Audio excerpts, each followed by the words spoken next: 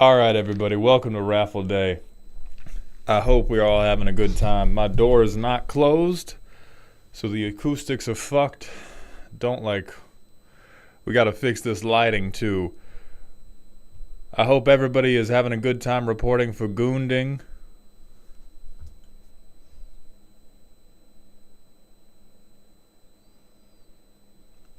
Ko-Fi's tomorrow. The raffle tickets should be live today. The raffle tickets should be purchasable, by the way. Oh, what's with the out of stock on the raffle? Hold on.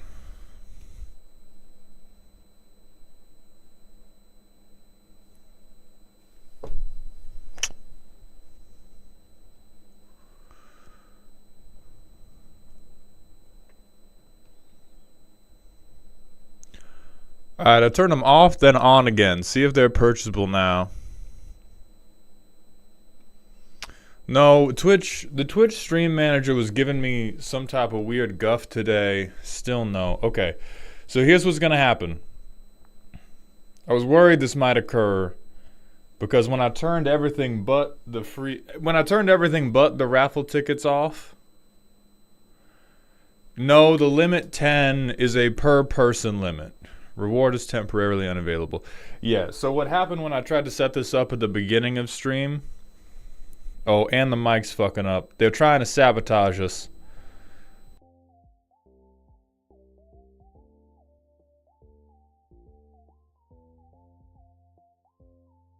Okay. Is that better on the mic for people? Let's handle one problem at a time. I need this light to be better.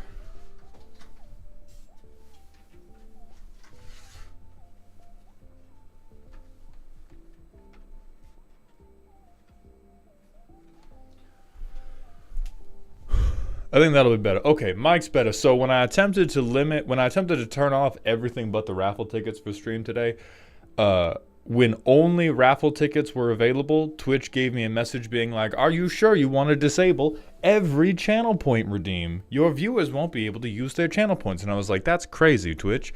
I left raffle tickets on." So what I'm gonna do is we're gonna start turning on other things one by one until the raffle ticket redeems start working. And I want you all to understand we're not doing any of this shit. I'll do the random smasher passes, but if we got to turn the card redeems on, we're not doing them. If we got to turn rants on, we're not doing them. We're just trying to turn these on to get the alerts to work in general. All right, I've turned random smasher pass back on. Can we please see? I can see both now. No.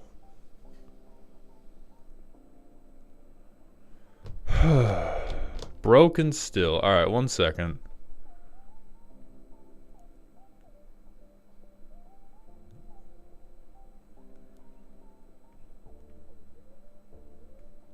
I've turned back on a default reward. I can see both, but both are out of stock. Okay.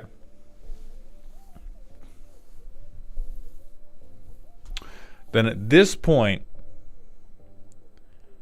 I'm going to make a new reward. I'm going to call it Raffle Ticket Actual.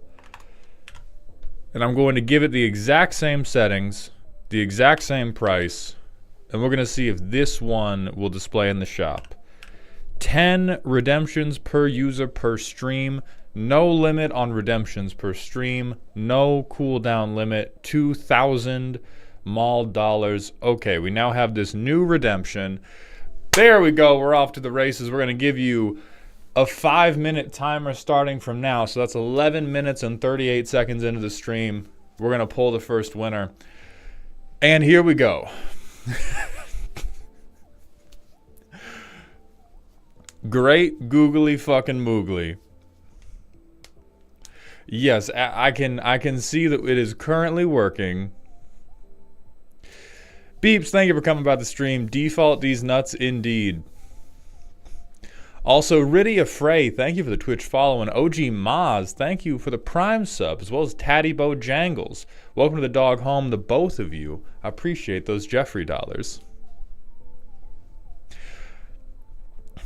And then, as always, in this stream, if you don't want to trust in fate, if you don't want to spend $69 tomorrow, you can at any moment spend either $500 to get your deck roasted instantly, or you can spend $694.20 to have me go get my girlfriend's Z-main character and have us co-roast your deck at the same time. OG Maz, we're going to be live for a couple hours, so anybody who is under 2,000 right now, you will have at least one opportunity to buy a raffle ticket at some point during the stream.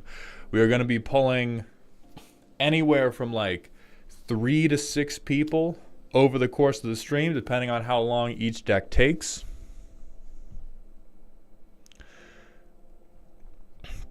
Also, Lunar787, thank you for that 500-bit cheer. I appreciate that contribution to the dog pile. DMC, thank you for that 50. Yes, as I said, $694.20 for me to go get Z, force them to stop what they are doing, and have us roast your deck at the same time. And Atrax is chosen. Thank you for the 1,000-bit cheer. A very strong entrance into the dog pile. What the fuck is up, nerds? Are we still on that life grind, shitting on the haters? Indeed.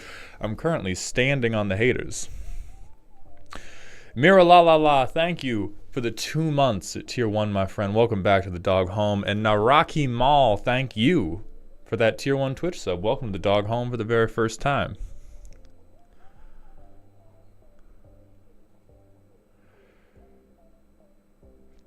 Do you want to turn off the Smasher Pass? I'll consider. Any preferences from you on what kind of deck you want to roast in case we get drawn at Malltown? I do not have a ton of strong preferences. What I will say is the closer we get to CEDH, the less I can decipher about your personality from your card choices. Because in CEDH, you have very little room for any pet cards.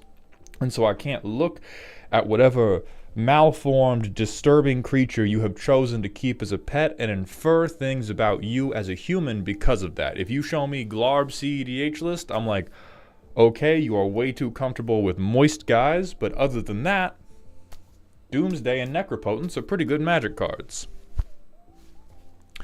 That said, I will absolutely look at a CEDH list, but I'm just letting you all know that there is less for me to work with. Atrax is chosen. It's raffle ticket actual, not raffle ticket. I will disable raffle ticket and just keep raffle ticket actual, because the raffle ticket we had set up previously is not working for whatever reason. So we got raffle ticket actual.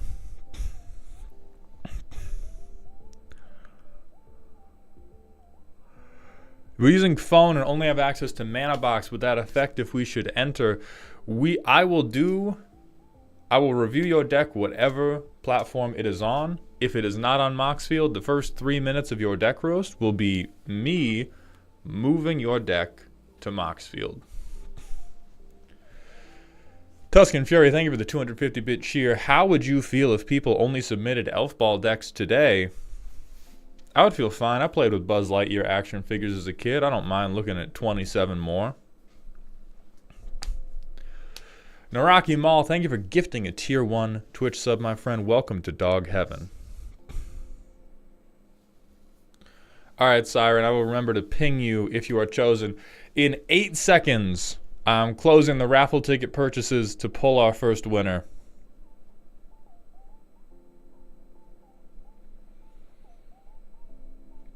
And here we go. Now, as quick as I can stop it, you are cut off.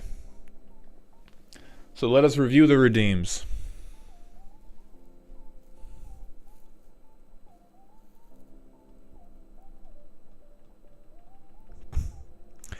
At first pull,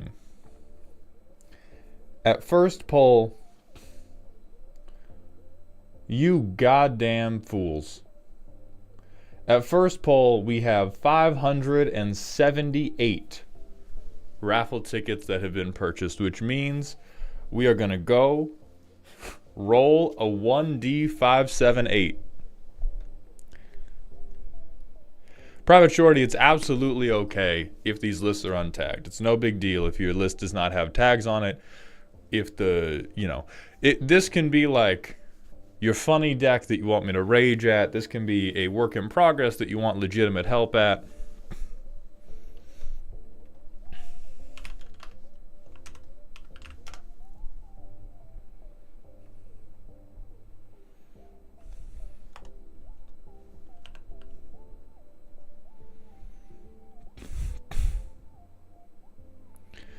All right, I'm going to roll it a few I'm going to mash it, and now I'm going to pull it onto screen. We're going to hit go. Whatever it rolls, that is the first winner.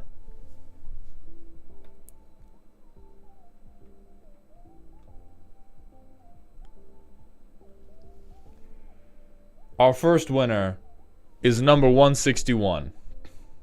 Let's see who that is. So we're going to pull it back to 151 to 200. So 151, 2, 3, 4, 5, 6, 7, 8, 9, 160. 161 is Troper 37, the progenitor of the PowerPoint presentation and longtime member of the dog home. Troper snatches one out of the ether in between Kyrocuto and Ludimus. Incredibly rigged. It may be a free roast day. We are still being subjected to one of Troper's creations. Bring them out, my friend. So we're going to open back up the raffle tickets. The next raffle ticket will be pulled after we are done with Troper's deck. Anybody who has not entered the raffle yet, you enter the raffle by doing the Channel Point Redeem Raffle Ticket Actual.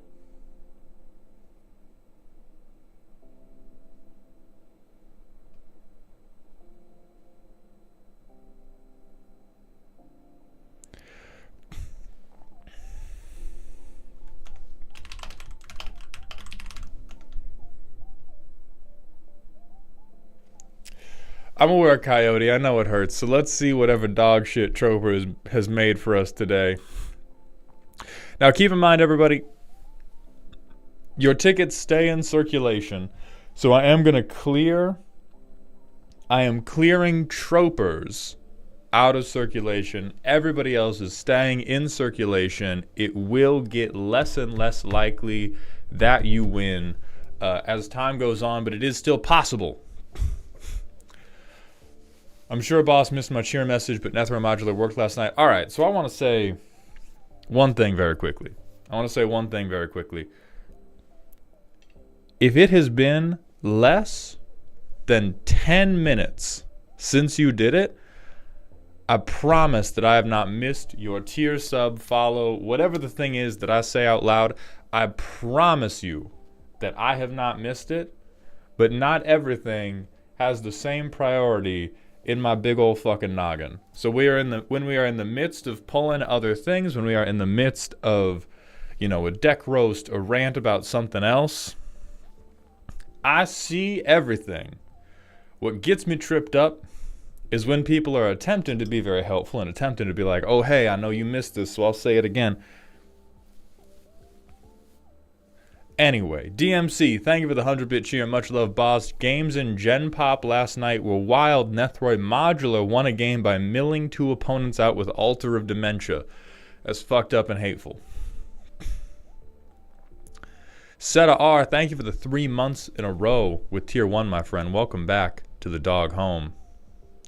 Naraki Mall, thank you for the 100-bit cheer. While Troper gets their rigged pile of garbage, I will use this cheer to tell you that you fucked up your original feather roast mold. Oh yeah, I've seen those YouTube comments and y'all are just wrong. like, yes, the cards overlaid on the feather roast were incorrect, and everything I said in the roast were factual. Like, there's a few people who have been carrying the torch of like petition from Maul to re-roast feather, but use spells that actually target feather. And it's like, yeah, I could refilm an entire video and say the exact same words, and then just overlay in 3 things that are more common in feather decks, and it would get like 10 views because we've all seen the video before.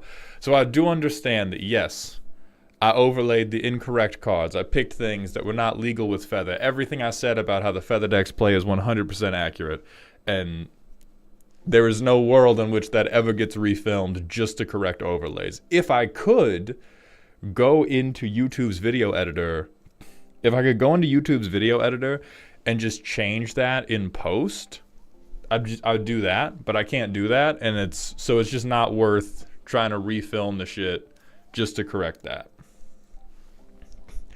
I thought the wrong overlays were on purpose. I've considered doing that. Legitimately, the videos do better when I'm a little bit wrong.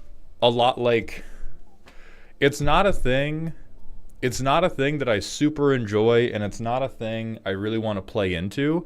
But the more I do this, the more it seems like, oh, I shouldn't fact check these super hard, because people engage with the video more when they have a thing that they can comment and feel really smart about.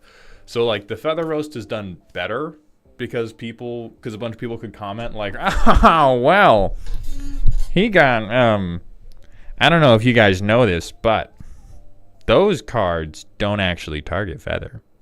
And like yeah, Terrence, if you win the deck roast, you post it in Discord or email. I'm assuming Troper has posted it in Discord.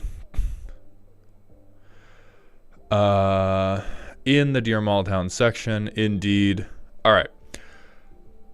But also like the last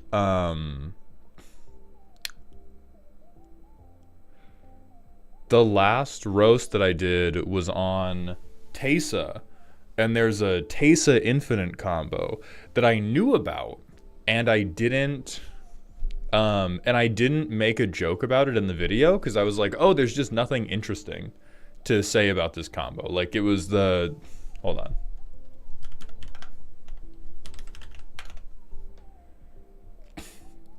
So it's this Teysa. And I talked a lot about, and most of the roast was me being like, it's super lame that none of these people do combat decks, and all these people do is just play like a bajillion token doublers and do aristocrats instead of using the fact that they have 1/1 flyers to beat the shit out of everybody. And there's two or three different ways you can make infinite tokens with this, because you can either use Darkest Hour or you can use Painter's Servant to make all of your creatures black, and then your 1/1 white spirits are black creatures, and then if you sacrifice them, you get a token that replaces them. And I was like, oh, that's not funny. That is like a strong thing you can do with it. I didn't really have a line that I thought was particularly goofy for it, but I had plenty of goofy lines for all the other stuff. So I didn't talk about it, and that video is doing, at least like on TikTok, a lot better than normal, in no small part because everybody and their fucking mom is commenting like, bro forgot about Painter's Servant. So all of that is to say, if you're ever like, ooh, you got something wrong on a roast, you should redo it. No. If it's like spectacularly wrong in a way that changes how the commander plays, then I will redo it. But if it's just like, your roast didn't mention this infinite combo, I do not care. I do not care even a little. I do not care a little. I do not care a lottle. I do not care a middle. I mean, leaving out the infinites, I wasn't even trying to bait comments with that. That was just me being like, I'm going to talk about what I find interesting with this card which is that you can very easily get an aggro deck out of that, but nobody wants to do that because they're lame and like calculators too much. And so that's what I wanted to talk about. And then everybody else was like,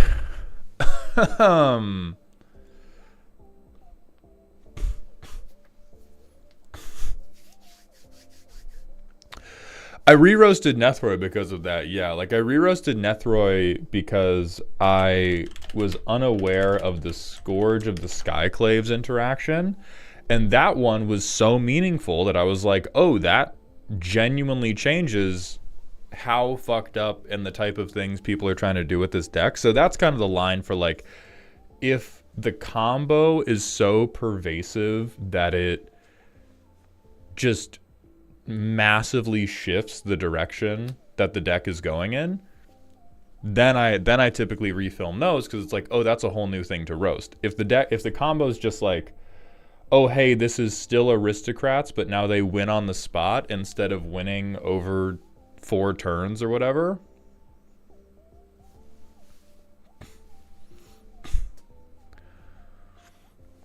I mean, Jim, if you know a fun interaction, please comment it. I'm not saying I don't want people to comment those fun interactions. I'm only talking about it in the context of like if you just want to share, this is what I do with this commander, that's perfect. That's good. The only people I am clowning right now are the people who get really like haughty and go like, bro clearly doesn't know how we're playing Teysa. Bro is unaware. Bro is unaware of the fact that I'm going to resolve Darkest Hour. And after I resolve Darkest Hour, it's all upside from there, baby. Like, that's who I'm clowning on. Not like, oh, if you just go like, oh my god, I love the Darkest Hour combo with this commander, that is not who I am joking about right now. I'm joking about the people who think they're the only ones in the world who can use EDHrec.com to figure out the most common card included in any Teysa deck. Like,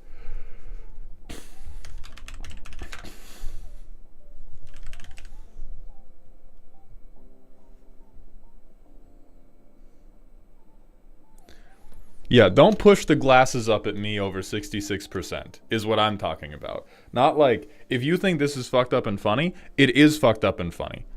It is fucked up and funny.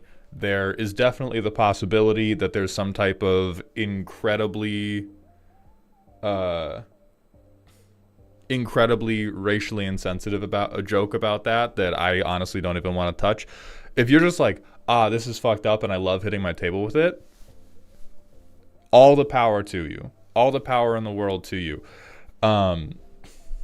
It's just the people who are like,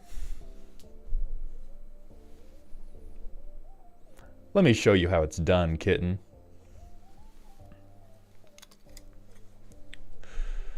All right, so we're going to grab Troper's deck. Troper, are you here? Call me Sam Reich the way I've been here all the time. Thank you for the 100 bits, Troper. We got to hit the manual ad break to keep the pre-roll demons away, and then we're going to get to Troper's deck list. Mevo, thank you for the 3rd month in a row with that Prime sub, my friend. Welcome back to the dog home. Our first trimester is complete. Congratulations, my friend.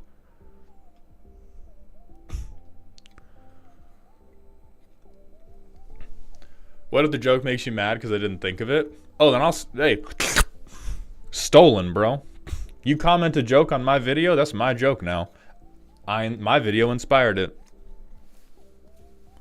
Jim13, thank you for the tier 1 Twitch sub. Welcome to the dog home, my friend. I appreciate that generosity.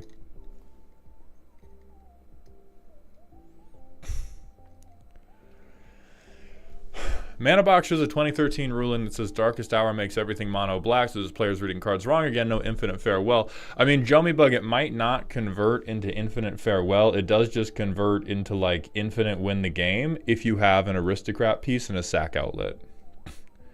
You might not be able to use Teysa's Sack Outlet because they're no longer white creatures, but if you have, like, Ashnod's Altar, you have infinite black creatures to sacrifice.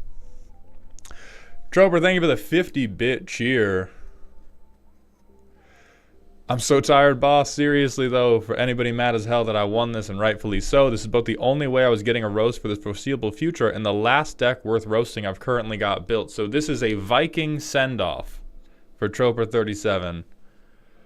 Where do we submit decks in the infinitesimally small chance you win the raffle? In our Discord or to mauldhound@gmail.com.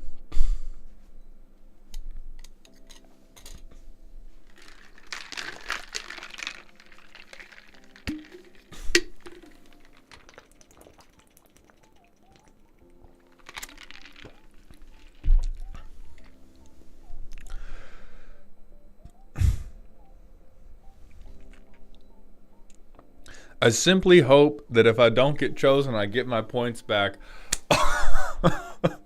Oh, it's got to be all love for this one. Don't worry. Do not worry. Your pretty little head shade.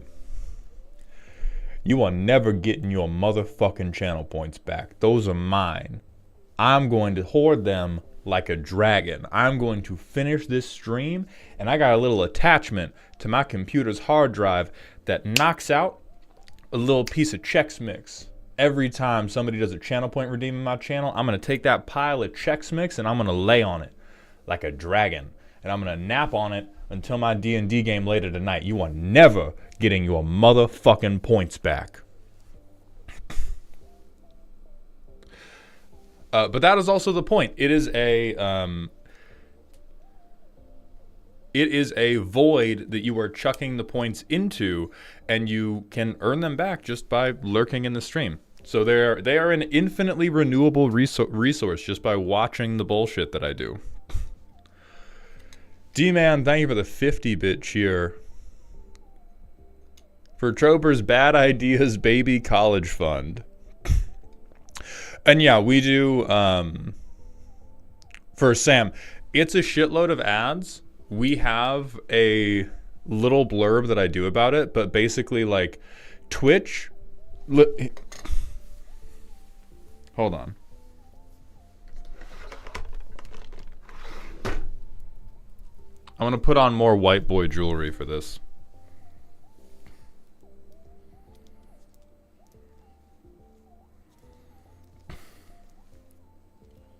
I don't know how to close the clasp on this because I don't actually wear. So here's the thing, right? Let me close my door. So here's my shit, right? I don't give a fuck about Twitch ads. Twitch ads pay me.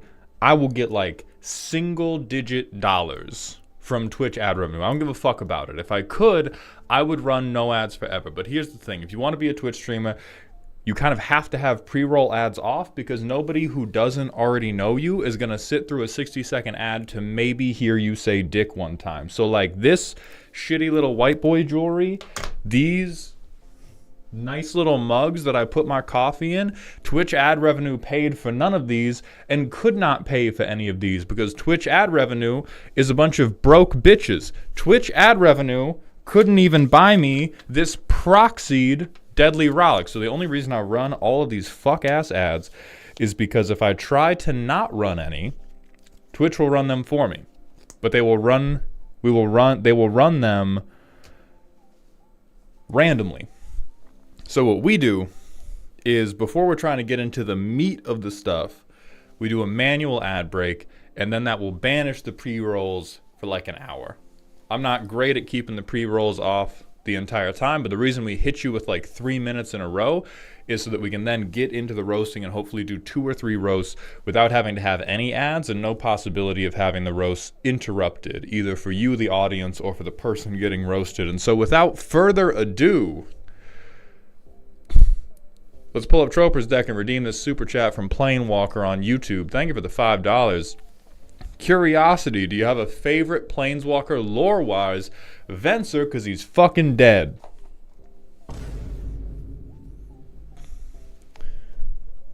Because they killed that motherfucker. Alright, here's Troper's deck. Malum Necerium. Behold the greater of two evils. 18 out of 25 snips on the crab scale. 3/4 collection, 1/8 printer, 1/8 deliberate draft chaff out of spite. All they said about this deck was, I regret nothing, simply be better.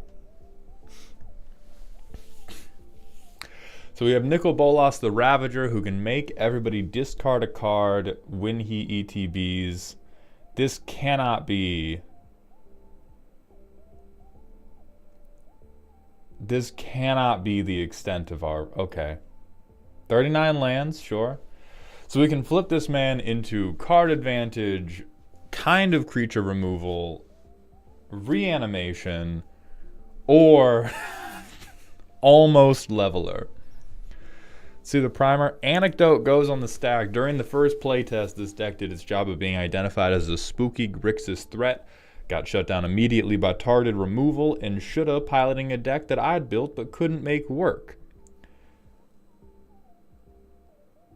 I eagerly anticipate him playtesting this deck next and killing us all turn 6. The entire thesis of the deck was Cruel Ultimatum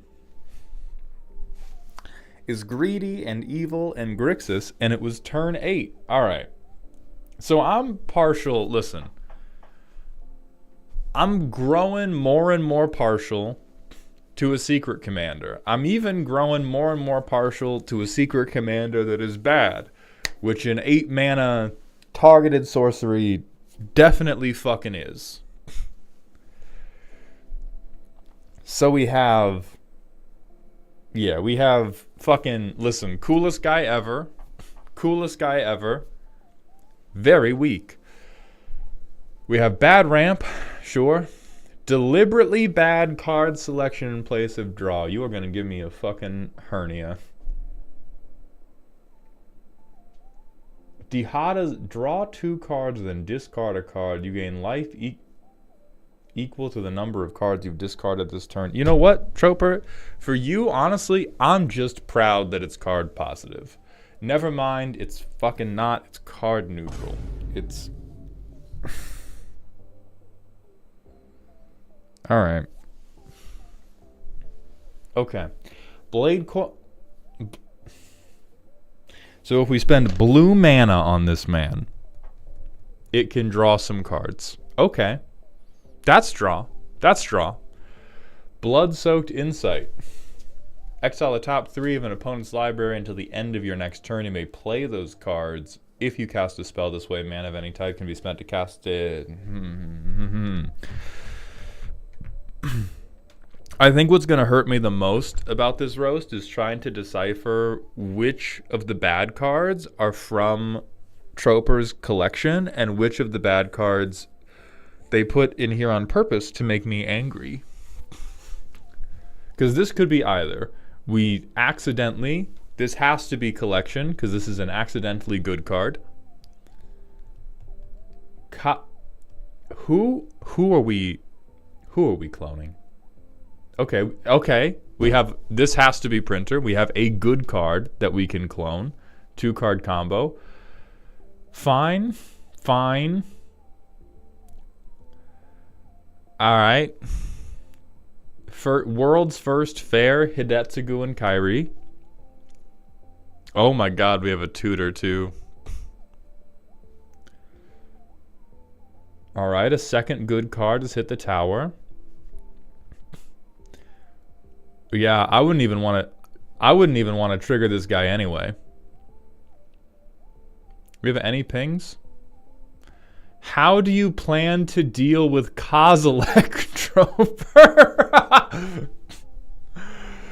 Alright, so we are immediately better than bracket 4 control Kozilek, which we know is the bracket demon of every casual.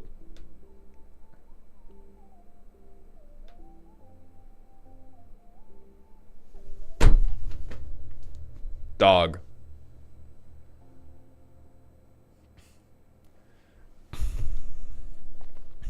They just have...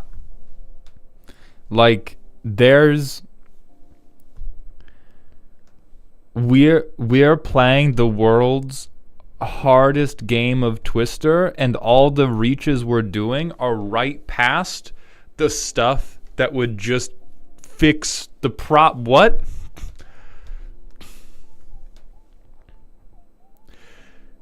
You have, okay, we'll get to this section later. You have $14 of bro sitting here, and we can't slide $1 towards a rock that actually does something?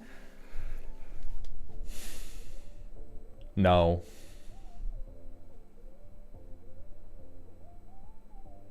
Okay. Okay. Did you put the real...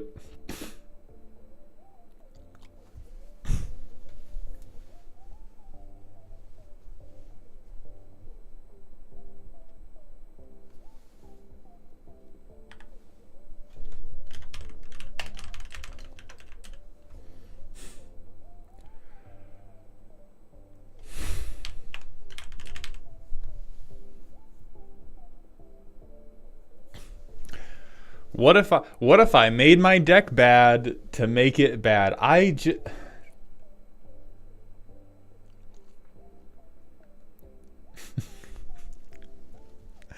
think what makes me the most angry about this is our commander's 4 mana. So I could even see a world where we go, okay, I never need to ramp for my commander. This table is slow enough. I can always cast my commander on turn 4. That's fine. I have all of these little cute cards that I want to play so much that I would rather play them over playing my commander earlier. And then motherfucker is playing just the stink finger special like Cerebral Confiscation. This can't be...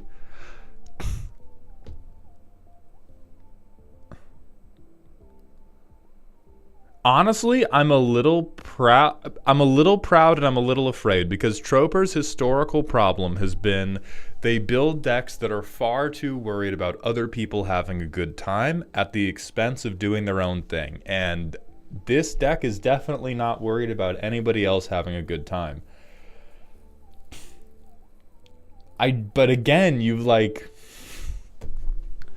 why are we handcuffing ourselves to this radiator, dog? This could be a Mind Stone, and it would work better.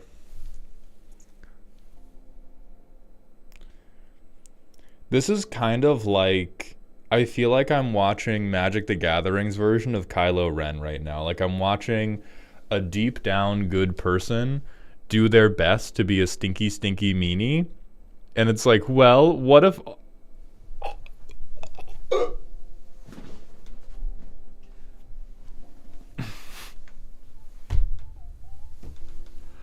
Well, what if I made a stinky meanie deck?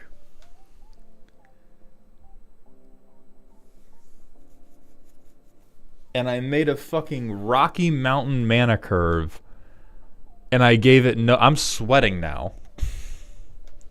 This is a mana cityscape. This is mana Chicago. What the fuck are we doing here? There's no way.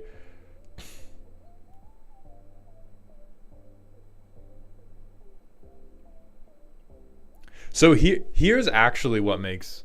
Not actually what makes me mad. Here's another thing that makes me despicably mad. Is Grixis 100% has the tools to do Secret Commander Cruel Ultimatum. And Troper was like, nah, ain't no fucking way. This is Secret Commander. Every time I play this deck, Maul's ears are going to get hot and he's going to get really itchy.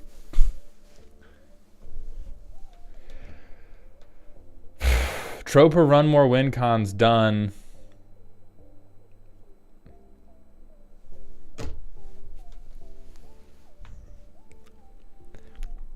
What the fuck are you paying for X? I'm gonna be nice. I'm gonna be nice.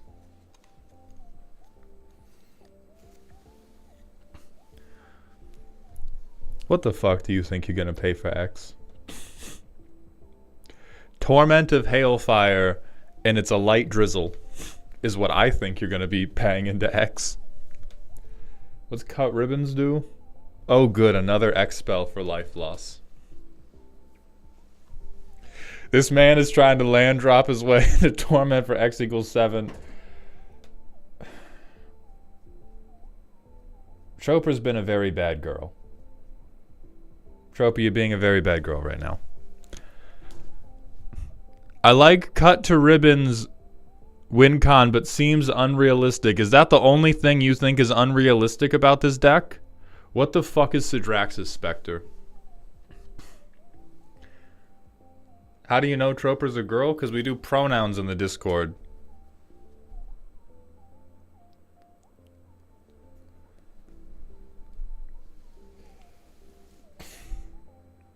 I believe Troper has multiple times affirmed their pronouns to be anything appropriate for the bit.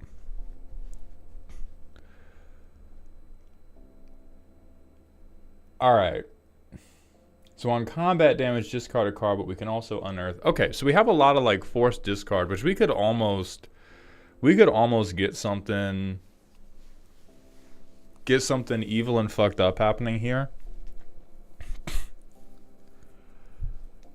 Dark Intimations, 5 mana. Each opponent sacrifices a creature or planeswalker, then discards a card. You recur something to hand and then draw a card. If you cast a Bolas planeswalker spell, exile this from your graveyard. The planeswalker enters with an additional loyalty counter on it. Okay. Unfortunately, this is kind of better than Cruel Ultimatum as your win condition. This is, I think, your secret commander. Marcus the Storyteller, thank you for the Twitch follow. Welcome to the Doghouse.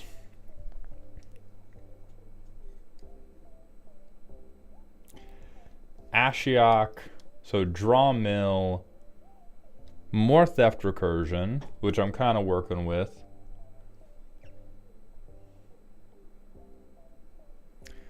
Troper, this would actually be the best deck you had ever made, just on the basis of how much better your card advantage is, if we had not committed to not having any mana rocks. Marcus, thank you for the tier 1 Twitch sub. Welcome to the dog home. Naraki Mall, thank you for the additional 100 biddies. Congrats, Troper, you old yellered mauled behind the Twitch shack. And DMC, thank you for the 100-bit cheer. Glamorous Outlaw do have that shit on, though. That is true. Okay. Maestro's Charm is not terrible.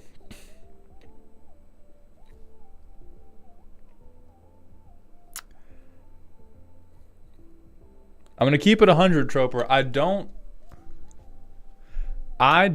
don't think this is unplayable. I do think it is indistinguishable from a draft deck.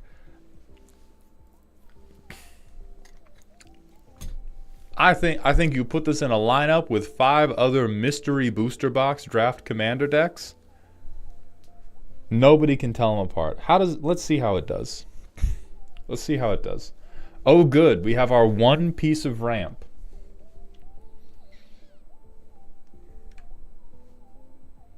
Dog, why the fuck is... I mean, okay. Sacrifice theft. Okay. Okay, sacrifice theft. Okay. I'm chill. I'm cool. I'm chill.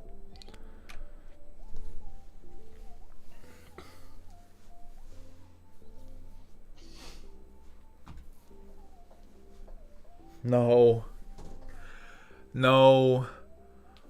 We are not an Office Depot in the middle of Ohio. We do not everything has to be fucking synergy pilled. Listen, as soon as I saw this, my brain hurt because for a moment we shared bodies, we shared spirits, and I could feel why you put this card in the deck, and I could feel that you put it in the deck because you're like, oh, I'm on so much reanimation. It would be sick as fuck if my counterspell also milled to keep graveyards more full for my reanimation. I'm going to let you on a little secret. Did you know, Troper, that you can counterspell just the creature and then steal it? We don't have to gamble the game plan on 2 of the 90 fucking cards in this motherfucker's deck being the good creature. You can, in fact, wait for them to play the good creature and then take it. I think the bit here is supposed to be that the deck causes psychic damage to the rest of the table. You think a counterspell is incapable of that? In fact, you think a counterspell for less mana is incapable of that? Let's keep going. Chromatic Lantern, all of our mana problems are solved.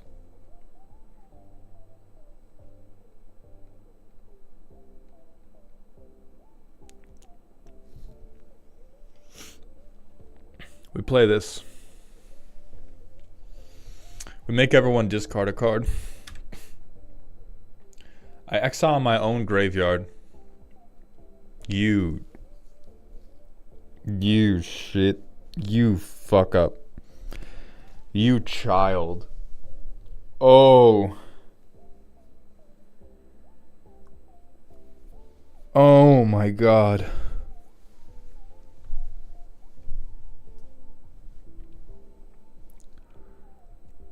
Alright, so we can make somebody discard. That's not horrible. But I think we probably play Nazgul Battle Mace and just be about our business. This is so bad. This is so bad. You can't even use any of this. You are...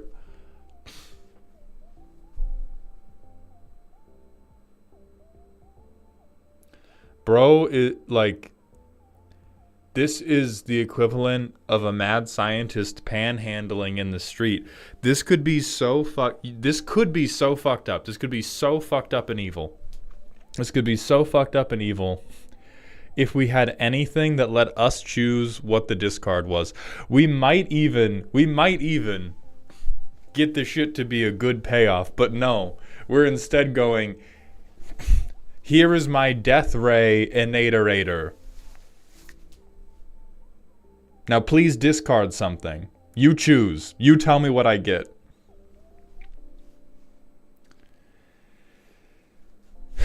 Disgruntled, thank you for the 200-bit cheer. The entire roast needs to be its own video. Thank you for the contribution of the dog pile. Troper, thank you for the 100. The Arcane Signet is sitting in a box sort of next to this deck, and I deliberately didn't put it in just so I could watch your head explode. This, you know what? I will say, there is a payoff here, which is that if I, in person, ever lost to a deck that did, like, turn 3, I exile Glamorous Outlaw from my hand to fix my mana, I would stop playing Magic for a couple weeks. I would stop playing Magic for multiple weeks at that point. I would need a break. So, hey, good tech there. Great tech. Be crazy if we could play this motherfucker, huh? Be insane. Insane if we could play this son of a bitch, huh? Too bad we can't force somebody to discard a land. That's too bad. That's too bad we gotta let people discard whatever the fuck they want instead of the 8 million ways for us to choose what they discard. I'm cool. I'm cool.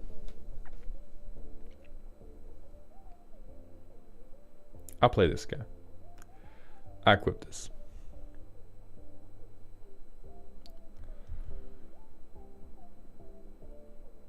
Alright, somebody pays 3 life.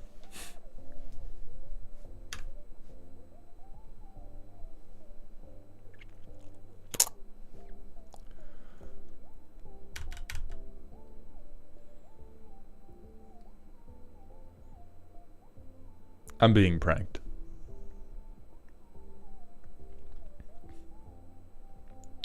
Allow me to scry 1. All right.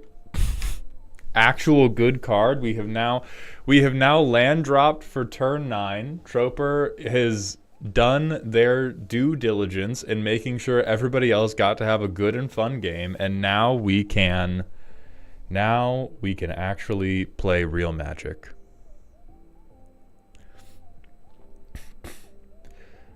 Yes, to be fair, we are probably getting land cards over everything else at this point in the game for Waste Not, so it is actually kind of reasonable.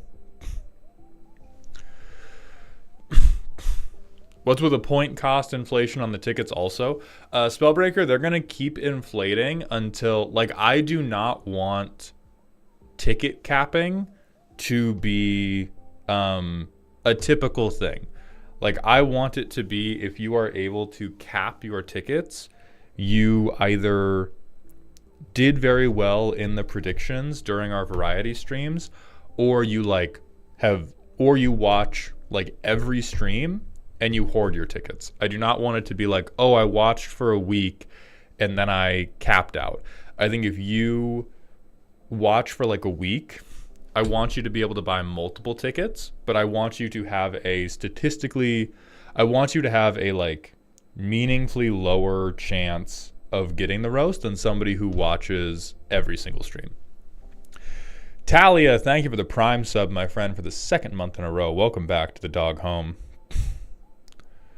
Sorry, boss said inflation and I passed out.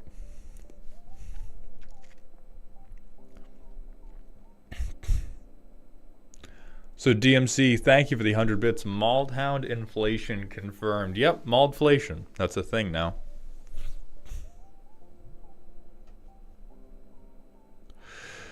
Ben, I'm hoping that in future months we're going to be able to get YouTube in on it, but it's going to require using a bot that is in both YouTube and Twitch chat right now because YouTube doesn't have any channel point allegory.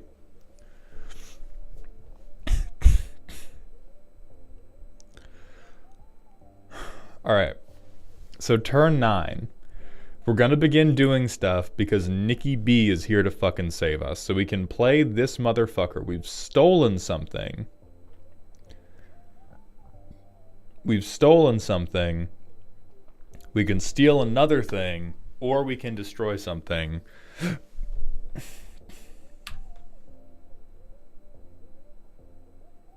Oh my god, you're playing Grixis Stompy. You almost got me, you slide dog. This is a fucking green deck. This is a fucking green deck and a goddamn Nicol Bolas fursuit.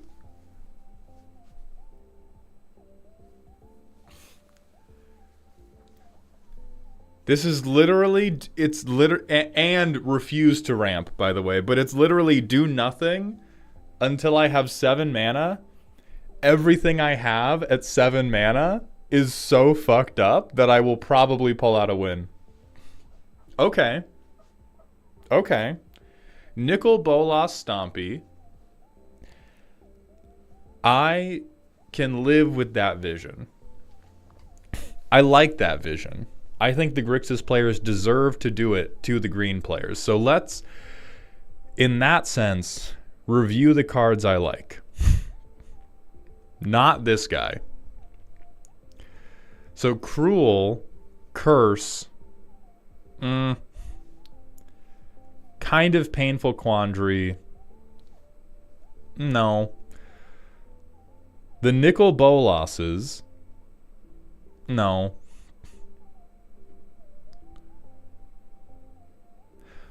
I feel like those are the heroes. I feel like that is our Grixis Justice League. So I really do feel like why are we doing bad edicts? Why are we doing... Nope, okay, no, I'm... Bait, hey, Troper, bait, it used to be believable. Not today. You're not getting me today. It's all love. You went out and you bought an old shitty booster pack to put this card in to make me mad, and I will not fall for it.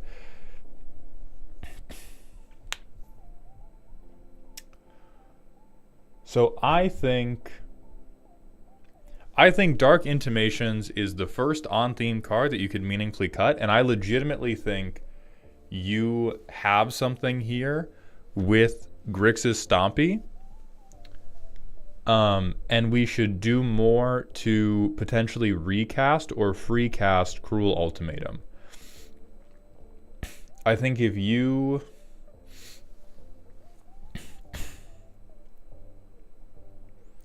Because, like, this is actually whatever. This is not actually what we want to be about, because we're not we have a lot of control. We have a lot of control elements in the deck, but we are not a functional control deck in any way, shape, or form. We are a land drop until turn 6, and then play crazy dipshits deck.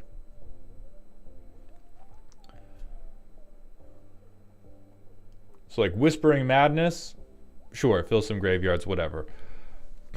I think this is stupid. I think mean, so I'll let you keep it. I think this is stupid. I think this is stupid.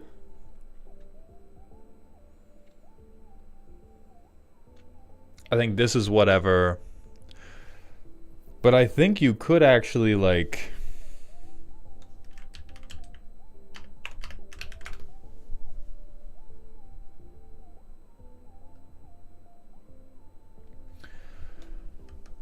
I don't think we have enough for it to be worth overloading, is the problem. Like we don't have enough of these instant and sorcery stompy heroes to be like, okay, our late game plan is we just overload a Mizzix's Mastery and then cast 1 million of them.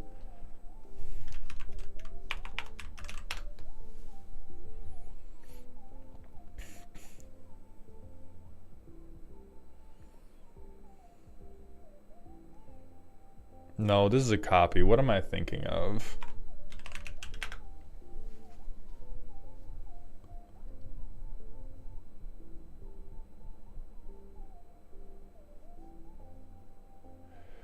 This is only from opponents' graveyards. That's frustrating. That is frustrating. I don't think we do Zevlor because we're not on like Grixis.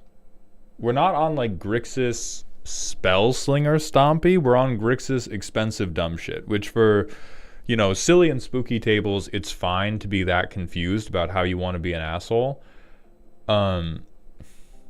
But what we definitely want to be doing is like... Now the problem with this is that the spell we want to use Narset's Reversal on costs 8 million mana, and we don't have mana rocks. So if we put in mana rocks, this becomes more reasonable, but I think it does become more of like... This is both theft, which will cause psychic damage to our ops, and it can copy any of our spells that approach good, and that will be meaningful. And then I think there's also like...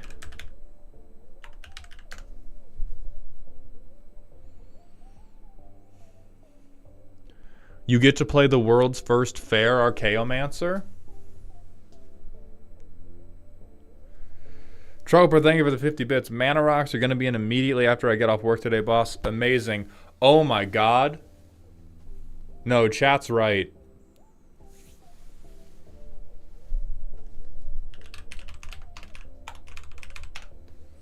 Troper, look at me. Look at me. I love you, right? I love you, and I hate shoulda. And I hate the rest of your play group. And together, with our love, and you learning how to be a narcissist, and learning how to just stare into this mirror for hours on end, and tap out to imprint Cruel Ultimatum onto this mirror. Think about what you could do. Think about how the balance of power in the Oops All Tarkir universe would change if you imprinted this stupid bullshit onto Panoptic Mirror.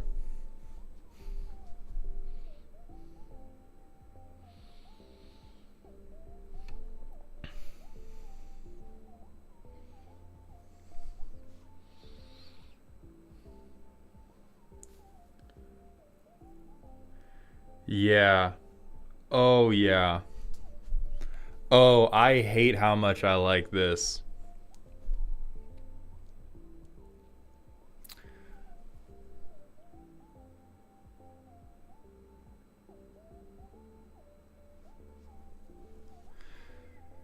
Phoenix Blaze, thank you for the 100-bit cheer. This cheers that I may get enough points to buy a raffle ticket. I didn't realize bits got you channel points. That's cool. That works even better than I thought. Phoenix Blaze, thank you for that contribution to the dog pile. Troper, thank you for the 100-bit cheer. Panoptic mirrors going in my cart, and I'm using code MAULD at Cool Stuff Inc. Hell yeah! So at that point, with your other cuts, what I would really recommend doing is other. I don't know. I'm going to hold back from recommending a Mesmeric Orb. I'm going to hold myself back from recommending Mesmeric Orb for this deck. Cooked Artichoke, thank you for the tier 1 Twitch sub. And DMC, thank you for the 100-bit cheer, my friend. People trying to make Panoptic Mirror work is making my pet card Pull from Eternity very happy, as long as it's not Confessor. Shoulda, thank you for the 245-bit cheer. I feel personally assaulted. Yeah. Let me remove all the previous roasts, but that is...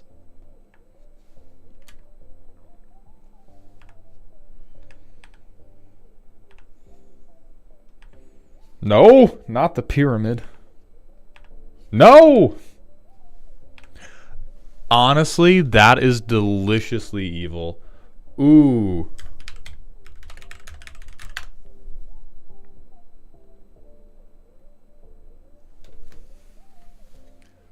Oh, this is a cursed recording deck. Ooh.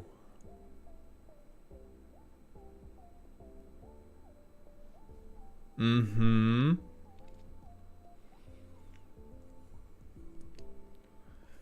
Yeah, I think we're beginning to understand it now. So Phoenix Blaze, the way the raffle system works, at the end of each deck roast, I'm going to close ticket purchases. We do random number generation to figure out whose redeem gets pulled, and then we roast your deck live, and we remove that person's ticket from the queue.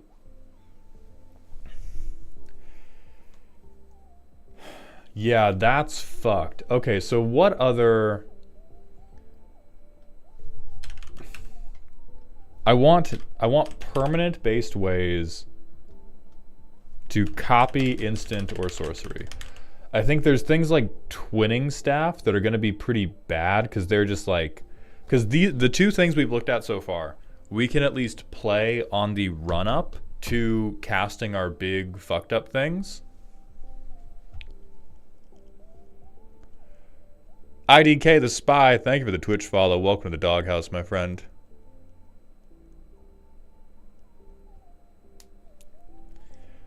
So there's like Alania, but the problem with Alania...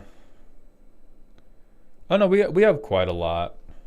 So that's honestly not bad, particularly if we have a lot of just like generic value instants and sorceries. Don't do this. This is the sauce that you get lost in.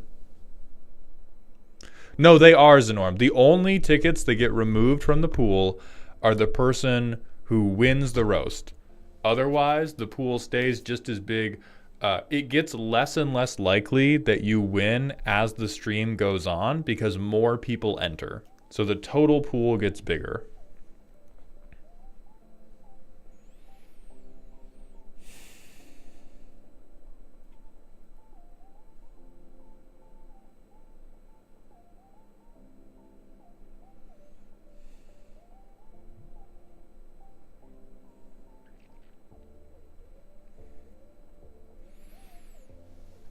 Oh, God, you could play Chandra.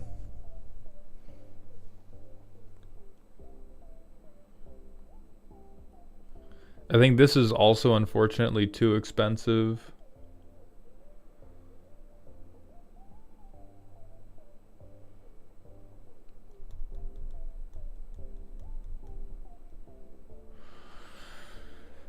I mean, God, there's also Double Vision, which is just like...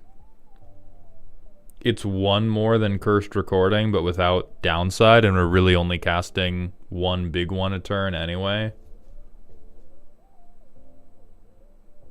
Oh, what about this? We have to spend 2 blue, though. That's quite a lot.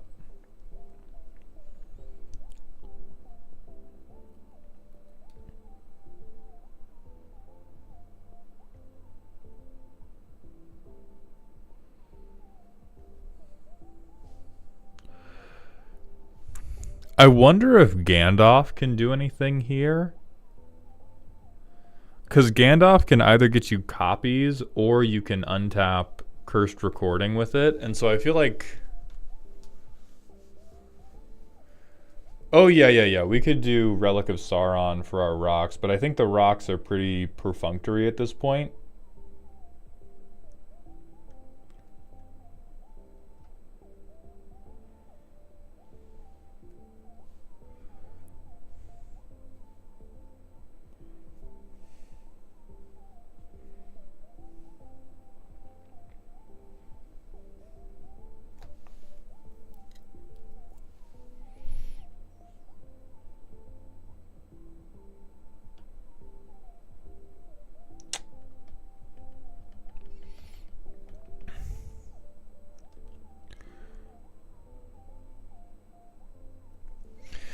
Hey boss, legit question for you about the tickets going forward. If you want to keep people from insta-capping their tickets every month, why not just make one super expensive ticket at 25 to 30k channel points? That way it saves people from having to buy multiple tickets. You make it a lump sum, people pay up front, and to top it all off, it makes the tracking and random number selection process way easier on you. That makes it better for people who have 30,000 channel points to spend, but that prevents people from being able to... Like, I also want people who have only watched the stream one day to be able to buy one. I want it to favor regulars. I do not want it to prevent people who only have 2,000 or who only have 4,000 from being able to participate as much as they can. I want your ability to participate to scale with how much you've watched. And if I begin doing different value tickets, like, I can't do cheap ticket and expensive ticket because that, like, then that tracking gets heinously bad.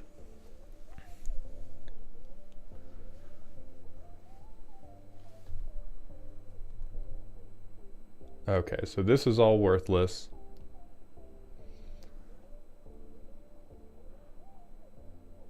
Okay, hold on. We might be... God, this is such a bad card, but we might be back. Listen, it's bad, but if you copy Cruel Ultimatum one time, it has to be enough. Oh yeah, Wop Sword, very, very good. Zenorum, thank you for the 1,000-bit cheer. Because I still enjoy having points for other stuff for community and to not be transactional. Exactly, yeah. Like, I want it to be one piece at a time. Okay. I like this, and I think Stella Lee is not what we do because we are never going to storm off. There's the Wop Sword. My problem with Twinning Staff is I think the copiers we have are a pie in the sky. Maybe this really cool thing happens. It's not happening often enough to be like, we can Twinning Staff to double dip. If our commander was Zevlor and we were just all on targeted dipshit instants and sorceries, I would be like, hell yeah, full bore, we do Twinning Staff.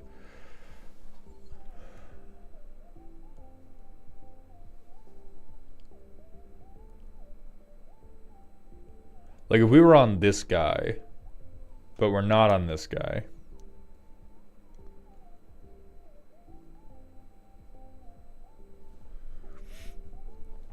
So I think that's the angle we go for, is we take the stuff that is sort of...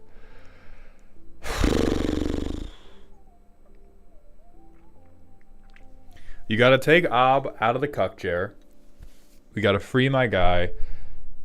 I think we cut the more generic discard synergies in favor of, we have these 5 Grixis Stompy hero cards. We want to make them the main attraction. We want to ramp to them with mana rocks. We want to copy them where we can. The Bolus Planeswalkers will just be fucked up no matter what you do, so they don't need any more support than you've given them. But God, if you get to copy Cruel Ultimatum, like, you won that game. Even if you get killed and you die first, morally you won that game.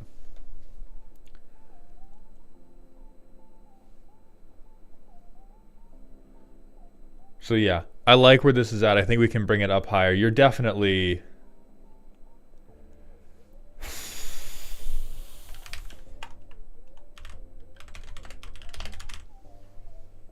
You're definitely over here. What about Primal Amulet? It helps with the ramp as well.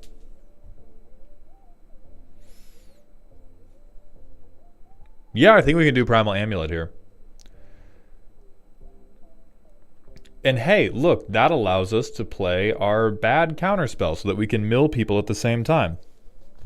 Oh, hey, look at that. All of our really bad cards all have at least one colorless pip because they're all fucking overcosted. Primal Amulet solves all of your goddamn problems.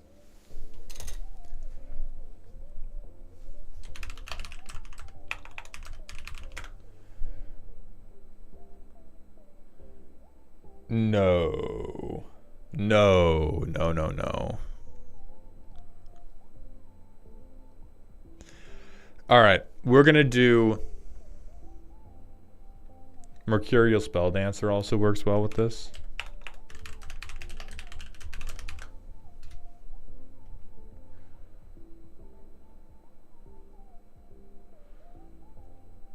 Yeah, I think this is usable.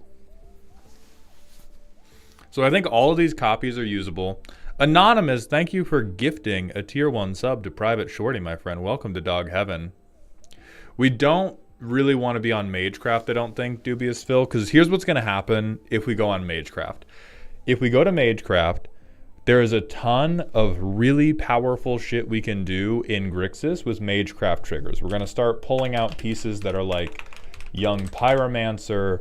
We're going to pull out the Short Stack Moneymaker, Stormkiln Artist. Like we're going to get all of this bullshit that's going to be totally fine from a power perspective and is going to completely usurp the flavor of this deck. And the flavor of this deck is Nicol Bolas runs the ones on you. And so I want the flavor of the deck to be on like, if you remember anything about this deck, I want you to remember that Troper cast Cerebral Confiscation on you 5 times. I want you to remember that Cruel Ultimatum got copied, recurred, and then copied again, rather than, oh, they resolved Veyron and they did the Is It thing, but also black, and then I died. Also, Lava Mob, thank you for the tier 1s. Thank you for the Prime sub. Welcome to the dog home, my friend. All right, so we're going to hit a 90-second ad break, and then we're going to pull the next winner.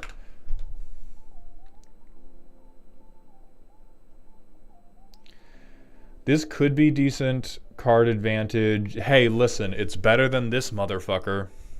It's so much better than this piece of shit.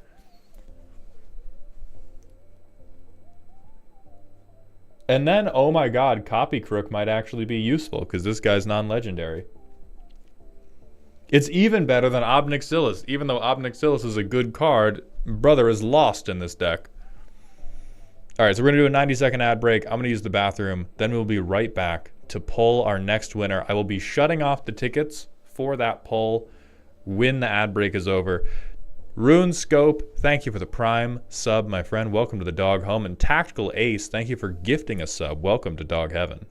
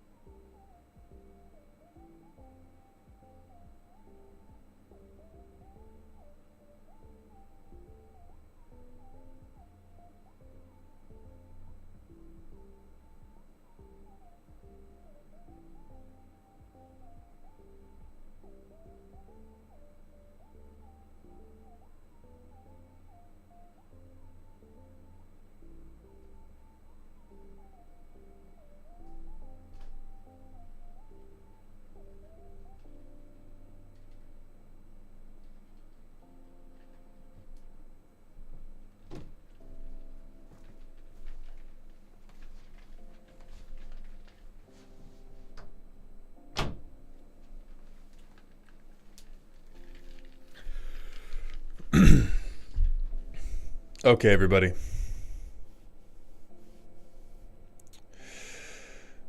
The ad break is over. I'm going to close the raffle ticket entry, and we're going to pull the next winner. Raffle ticket actual is now closed. How many are we up to?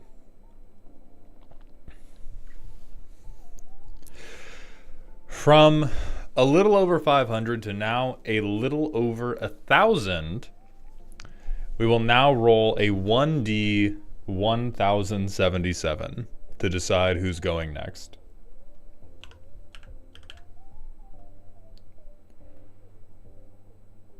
$302. So this is somebody who entered before the first winner was pulled. So everybody who has entered after the first winner was pulled, I guess eat shit and die. So we're going to go to 301 to 350. 301, 302. Harvahall. Come on down, my friend. Your number has been called. Yeah, this is the opposite of last free roast day. Last free roast day, we basically saw only the late entrants.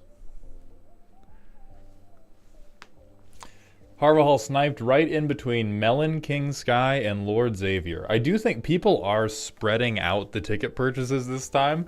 Last stream, everybody was like, oh, I keep getting sniped by these people who just spread their tickets out. It's obviously statistically relevant for me to spread the tickets out.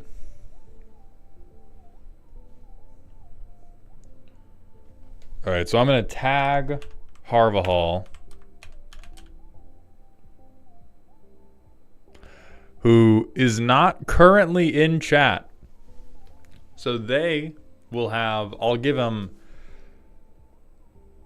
it 5 minutes for Harvahall to appear before we pull the next name. Oh, they're here. Perfect. Phyrexian HR office, thank you for the 300-bit cheer. Welcome to the dog pile, my friend. When I tried to tag you, it said not here. Yeah, I see you. I see you. No, we're not re-rolling. All right, so Harvahall, please post that deck in the Dear Maldhound section of our Discord. I'm going to sit down for this shit, which I can do because I now have a standing desk. Keenan2324, thank you for the Prime sub. Welcome to the dog home, my friend.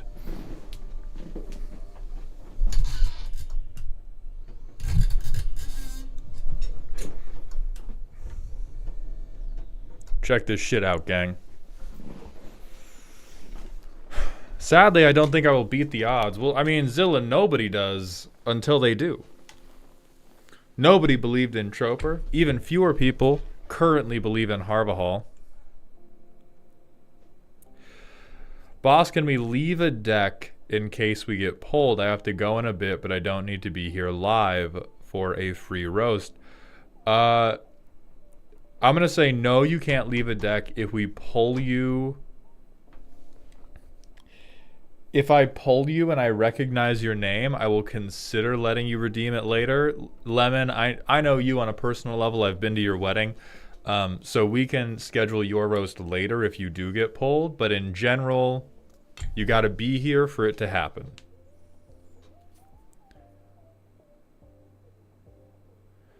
How many roasts in are we? 12G, we just did the first one.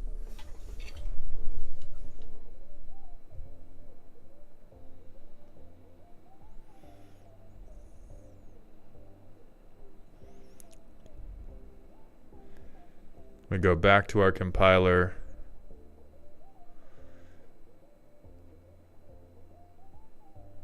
And then we got a random smasher pass from Luxanu, which, you know what? I'll do it. I'll do the random smasher pass.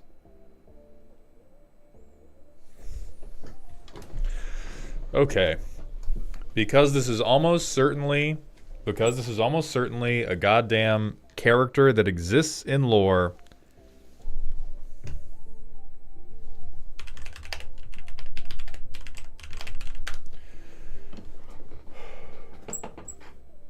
Oh, she's a Time Lord? Immediate smash. Time Lord, gilfs are fine.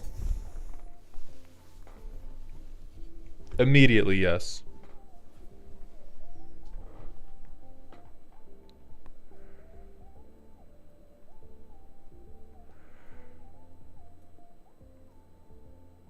Harvahal has submitted a standard deck. Hydrago. Most hands are good. 3 lands, Llanowar Elves, Mossborn Hydra, and Ordeal of Nylea. Most things already have trample, and what doesn't, I have 2 trample enablers in the deck. Any feedback is good. My removal and draw package are weak, and I'm not sure what to cut or replace it with. More than willing to splash a different color. This is on MTG Arena. Oh my god. Well, first of all, I'm sorry that you're playing standard. We have 24 lands, which seems good. Honestly, embarrassing for you is that you're running an aggro deck that almost certainly gets its shit kicked in by mice. Oh, man. Not instant commander staple heirloom. Okay, so I think... So here's the problem that you're going to run into, Harvahal, is in Commander, we have the bracket system to protect us. We have Rule 0 to protect us. We have all my decks silly, all my decks spooky, all my decks scary. In Standard, you have 1 speed. And the 1 speed in Standard is turn 4 Omniscience. So what's our aggro part? Llanowar Elves. So Ordeal. If a enchanted creature attacks, put a counter on it. If it has 3 or more counters, sack it for lands. Or Paw Patch Recruit. So we get counters on stuff if we get targeted with things. Renaside, thank you for the tier 1 Twitch sub. Welcome to the dog home for the 3rd month in a row. D-Man, thank you for the 70-bit cheer. Maltown when having fries, sea salt or seasoning salt. Either, both, all of it. I fuck up fries with whatever. I put rosemary on those bitches. I put thyme on my fries.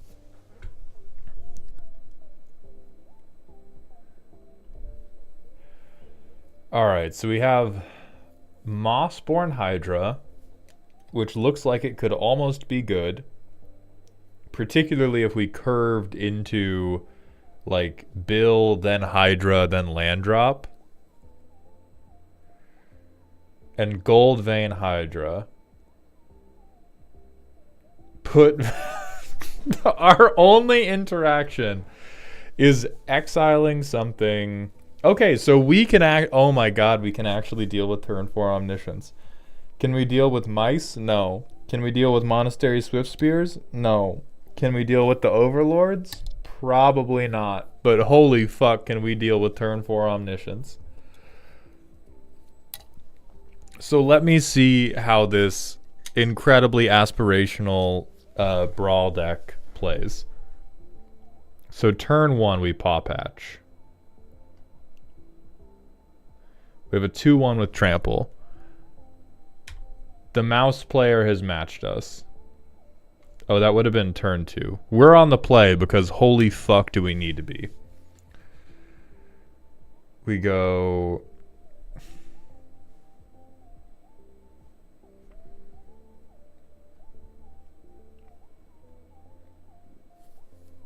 We can... I mean, if we're into like aggro or something... we can use this to try to shoot their creature, or we can just drop this guy.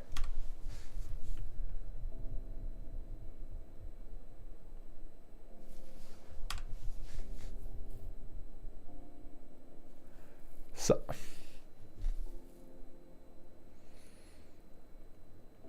well, we can stop Omniscience.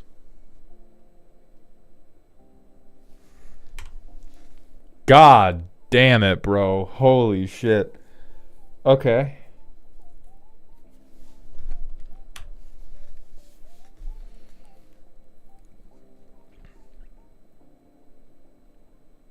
If I just keep playing Llanowar Elves, something good has to happen. If I just keep playing Llanowar Elves, something good has to happen. We try to stop Omniscience again. All right, now the deck is cooking. The deck is now cooking. We have put a 1/1 counter on Llanowar elves. And like we could have a bigger board if they've if they've shot things. Paw Patch Recruit would give us a bigger board. But Paw Patch Recruit might have died so that a different Llanowar elf could be a 2/2. Hell yeah, dude. Hell yeah. And I do want to, there's, oh my god, these are such rough draws. These are such rough draws. It's, the general rule of thumb is in Standard, your card should be good enough that drawing a second or third copy of them does not make you really sad. Like the other deck, right? If the other deck got, oh my god, what unlucky draws, and they drew 3 copies of Hopeless Nightmare, our head would just explode. If the other deck had been stuck on 3 copies of Overlord of the Flood Pits, oh geez, oh fuck.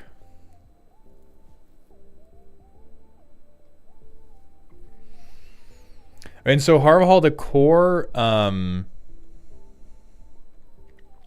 the core difficulty of this deck is you don't have the tools to keep up with the card advantage of all the other good decks in the format. We have called it Hydrago, which is not, that is a fine pun, but I do not think captures how the deck actually wants to play.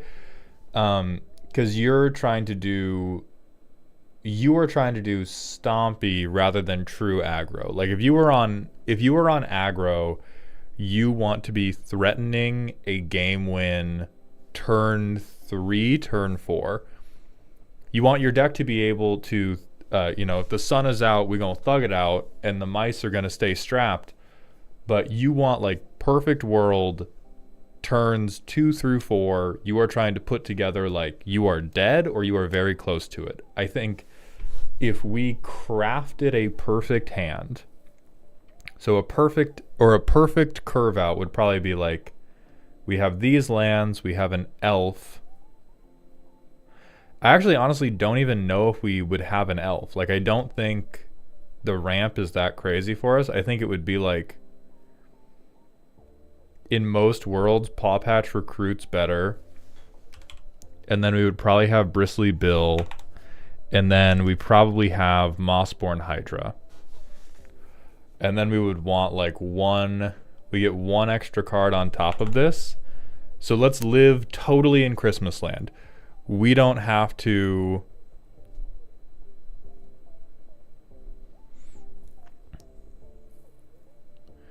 Perfect hand is Elf, 3 Forest, 2 Ordeal, and Mossborn.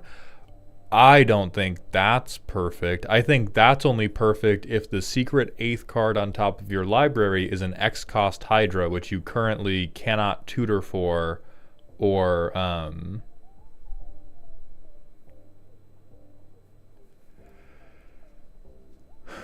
but let's try that. So we're gonna do double Ordeal, Mossborn. So this is our opening hand. We're gonna shuffle that. Our turn 1 is we drop elves. Turn 2, we drop Mossborn Hydra. Turn 3, we drop this, so it goes up to 2 counters. We put the aura on it. We put both auras on it. So it attacks. We have a 4/4 with trample.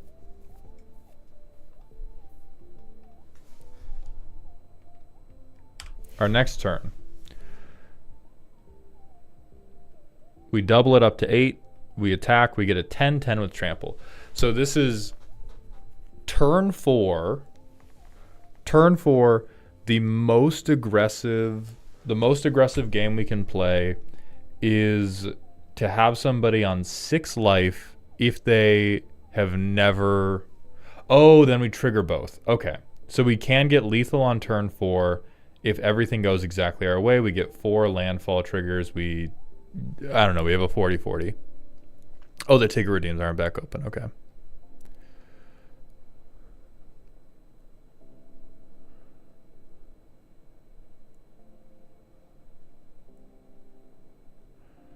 All right, raffle tickets are repurchasable.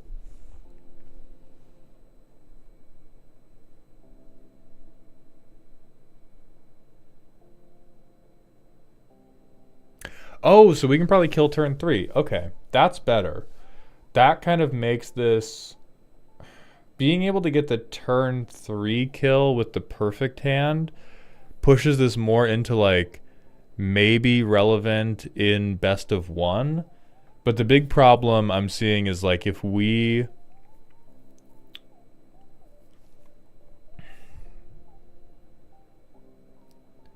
Mossborn dies, or God forbid like the Llanowar elf dies,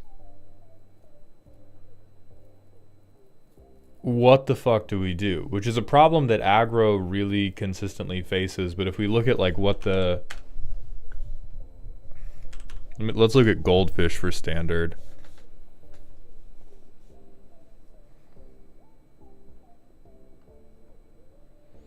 So there's Izzet, Prowess, and Mono Red aggro right now. Like we have card that is doing something even if it gets removed. Card that is giving us like some sort of pseudo card advantage. And notably, a lot of what's happening in mono red aggro is the threats are spread out over multiple creatures. So your deck still explodes if you run into temporary lockdown, but you're running a deck where your entire butthole explodes if the one creature like you are running fucking God, you're running Voltron in standard. And so legitimately, like the card, this is just, there's a reason Stompy is the king of casual and just unrepentant dog shit in competitive Commander. Because we've set ourselves up to not only get shot really hard by removal, we get shot really hard by just one creature being removed.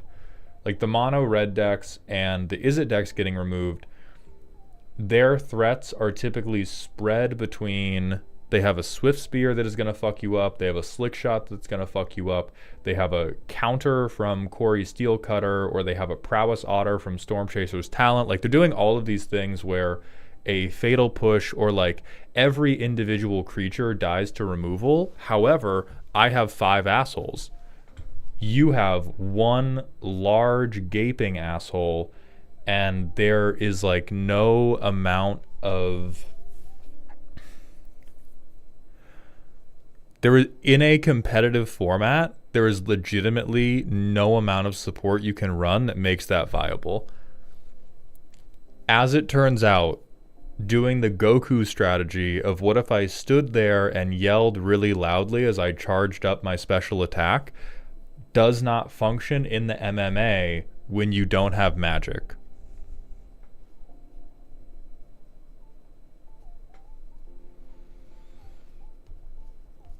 We could try to splash Golgari to go... you could try splashing Golgari to get stuff like Mosswood Dread Knight or something. I've seen this guy a million fucking times. Where you use him as like card draw and then you get a bunch of removal and then you try to do mid-range. But what would really end up happening is you would probably do... Where's Golgari mid-range?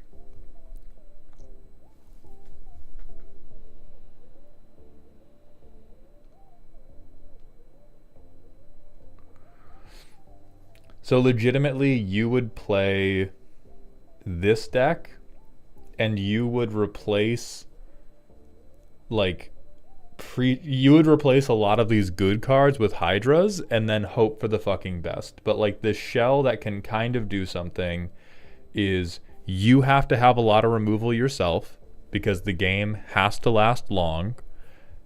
And then you just take all of these better win cons, like Archfiend of the Dross, and you cut them, or like Sentinel of the Nameless City, and you cut them and you put the Hydras in, and that's the closest you can get. I think doing Mosswood Hydra plus Ordeal of Nylea, that is deep. Let's rename this.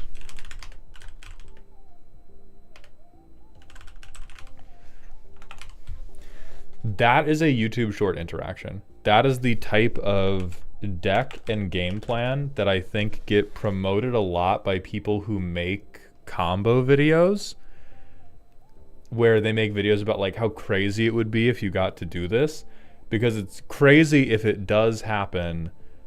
The reality is everybody's bringing 18 guns to the function. And so I do not think we get to execute this combo in standard with any like actual hope of it going off. We get to execute this combo in standard if we are cool losing 99 games such that our 100th game can have the perfect hand and we play against somebody that doesn't have interaction. But if we want to run Hydras in standard, you can probably copy paste this and replace the Sentinels and the Preachers and the Archfiends with your Hydras. And the deck will be quite bad still, because Golgari midrange is already too fair. But it will be a little bit more doable. And then what you also want to do is you want to take a few of these lands and you really want to be on Fabled Passage type stuff.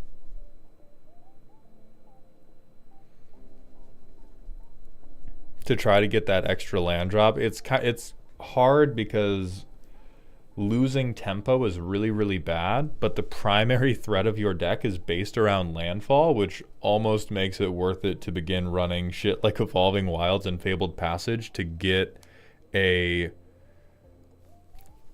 Because if you're able to play Mossborn Hydra and then play a fetch land, you instantly have a 4/4. Golgari's problem isn't fairness, it's getting ripped a new asshole by Pixies. You have to solve that matchup. The solution, this deck's solution to the Pixie matchup is closing MTG Arena.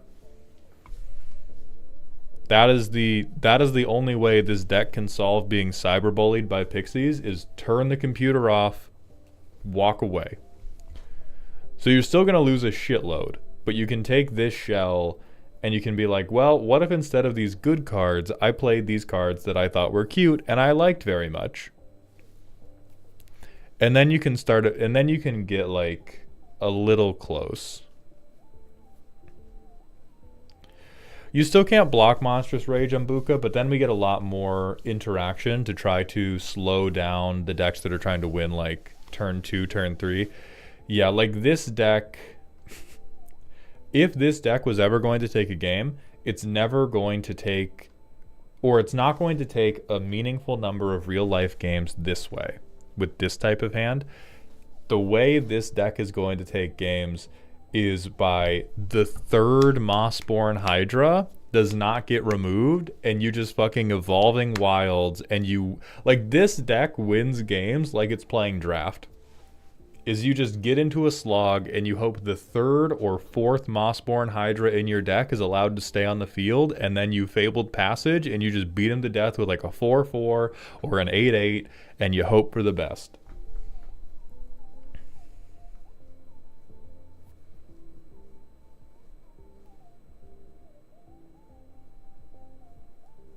Yes, sir. A third Mossborn Hydra has hit the tower. It is this. That is this deck's only hope of functioning. It is cute. Like the, like I could definitely see this being a CGB video or a Power Dragon video in the next month. because the one-off interaction, or God, maybe it already is.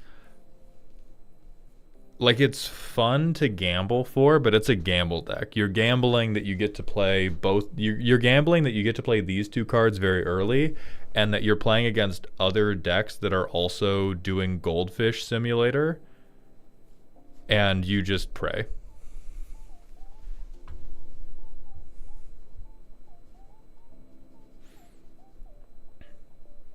So every matchup is bad right now. Every matchup will remain bad as you switch to Golgari, but I think you go from a 10% win rate against the average arena deck to like a 35% win rate against the average arena deck. As someone who plays Hearthstone and is used to gambling to climb MMR, this looks totally fine. So here's the thing, Weirdest One. We're not even gambling to win. This deck's gamble is worse than other people's gamble. Like, this deck's jackpot is every other deck's womp womp. That is what's tough about it. Is that we can hit big and be very, very happy, and we get hard stopped by the most normal Tuesday of every other standard deck.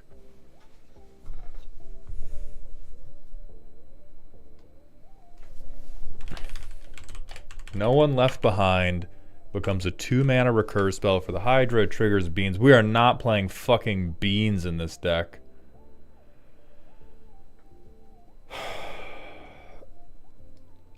I think the fact that we're even looking at this card should tell us a lot about the playability of this concept. I think green-white is better because you can just slam Sheltered by Ghost on a Hydra and increase your odds of not being interacted with in time. That's wrong. That's deeply wrong. There's no world in which this deck can go fast enough. As soon as we were getting outrun by the mice, we needed to give up on going quickly, because even mice don't go quickly enough some of the time.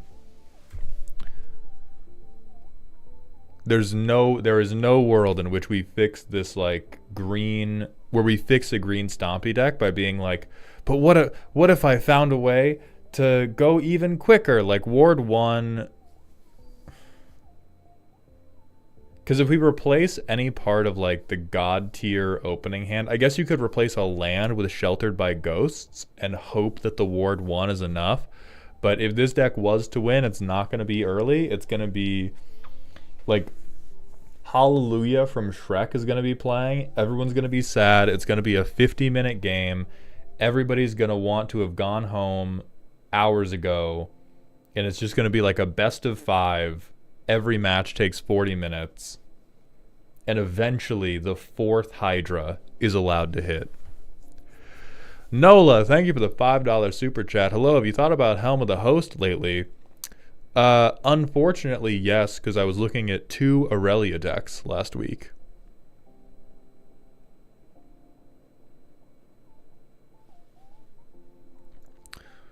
Dog Sauce is correct. You probably need a 4 of Mesmeric Orb.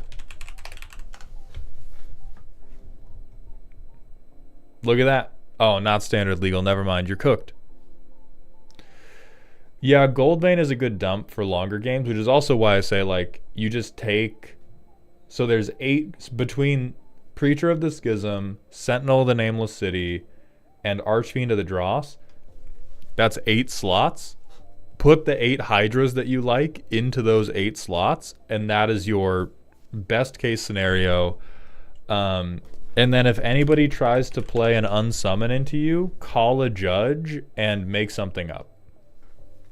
That's the only tech you have.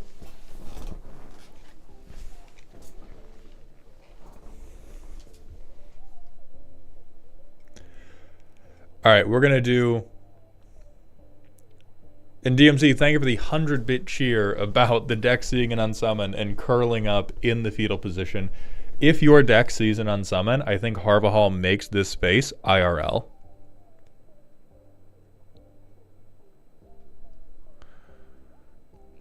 Oh, that's too bad, Myth. But I hope you had a good time with your partner. How would this answer the Shiko deck that runs 3 blind mice? Crying and screaming is how. Jay Dizzy, thank you for the tier 1 Twitch sub. Welcome back to the dog home for the 4th month in a row. So we're going to run a 90-second ad break, then we're going to close the raffle tickets again, and we're going to pull the next winner.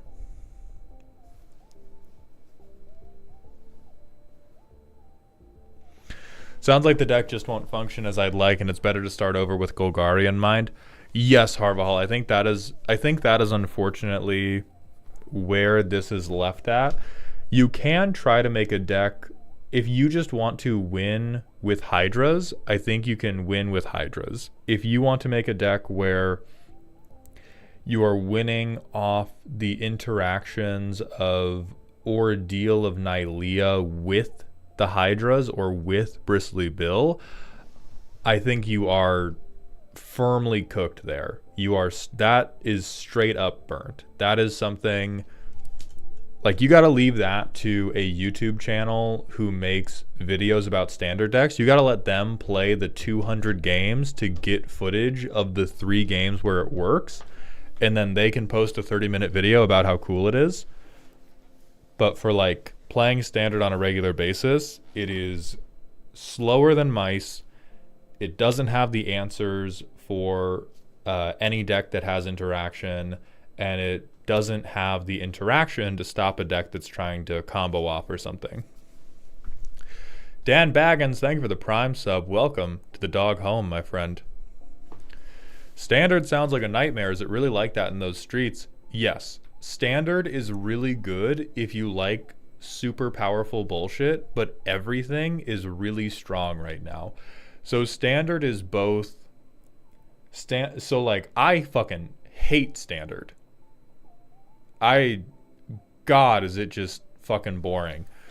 I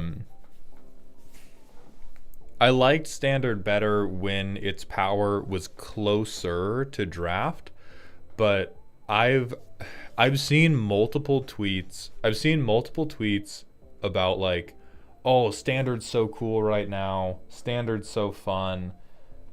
Every time I've tried to get back into standard, it is just like, it just feels like everybody's playing Goldfish Simulator. It feels like very few of the choices in the games actually matter.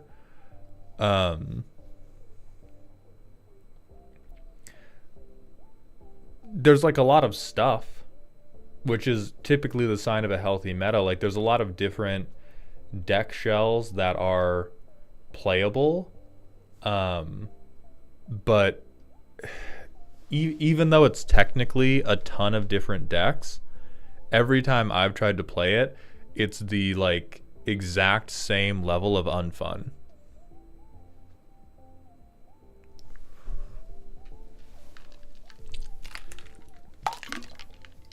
I've tried watching some of CGB standard stuff and it just looks so boring, and him blaming the shuffler. I mean, the thing is, he's right though. Like standard is just, I feel like 80% of standard games could be decided by both opponents, before you drew 7, both opponents revealing the top 10 cards of their library and a judge being like, okay, you win.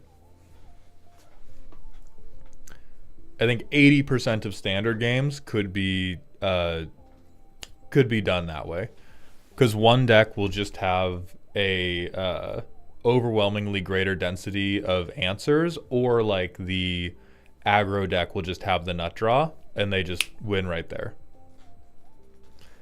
So like, yeah, blaming the shuffler I think is, I don't know, you can call it cope, but it's also incredibly real.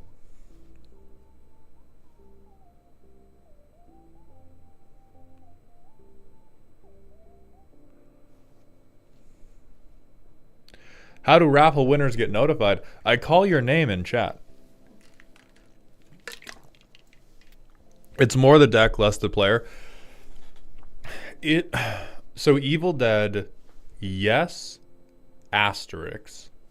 The player becomes more and more important the higher the quality of game you're in. Like, I'm not going to pretend that I'm a crazy good Magic player. I am a like firmly okay Magic player.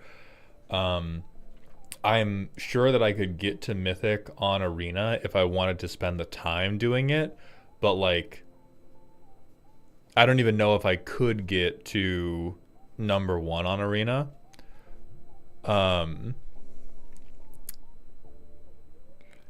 But every time I've played, even as I climb, like I think the thing that makes me always give up Standard is I never feel good about the wins. Like the wins never feel like I earned anything, whether I'm on an aggro list, whether I'm on a tempo list, whether I'm on a control list. Like when I lose, it just feels like, oh, well, I mean, they had this fucked up card and I didn't have the answer for it. And even when I win, I'm not like, haha, I'm so fucking smart. I'm just like, oh, well, I had this really fucked up card and they didn't have the answer for it. And so it just feels like I'm kind of floating through life rather than playing a game. It feels like I'm watching an auto battler when I play Standard. There's a couple times where the games are like, where there are these critical decision moments and it feels really important about like, oh, what do I choose to remove? Do I use removal or do I commit to the board? I feel like those decisions come up in 1 game out of every 10 or even less, and every other game an auto battler could have done it just as well. And then I'm sure it's different at the highest levels of play, like at professional level play, or even the people that are sort of like single digit ranked in Arena. Definitely different. But the rest of Standard is just like, it is fun because everything is strong. And so if you want to watch a really strong deck do its auto battle thing, Standard's fun. If you don't,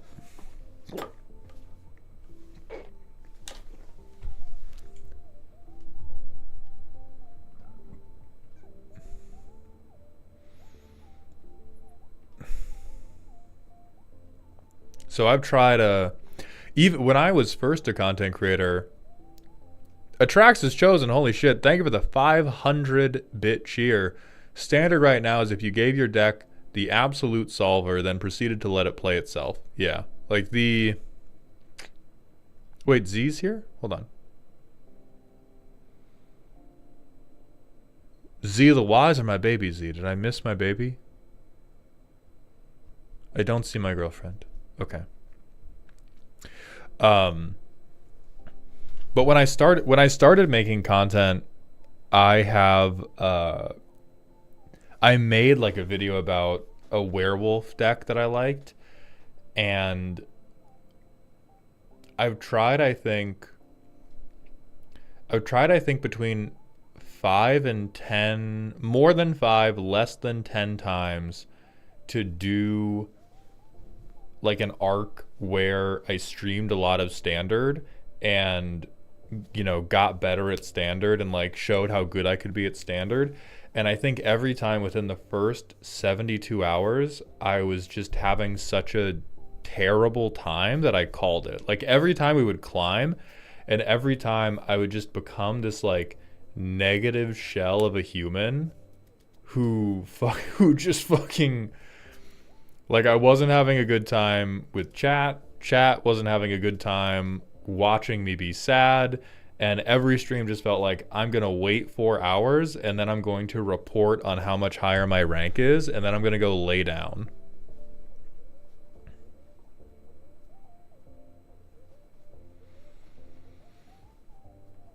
I mean, Sloth, the same would apply to League ranked, I think. I haven't done a League ranked arc, but I think a lot of the same stuff would happen.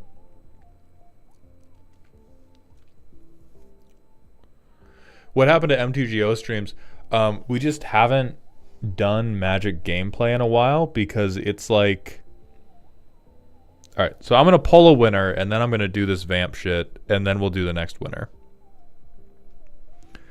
So Raffle ticket actual has been capped. Let's see how many entries we're up to. 1,120. So not many more than previously. We're going to roll a D1120.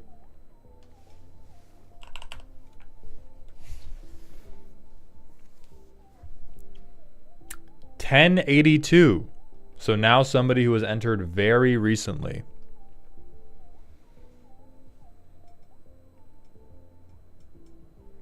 They are in here.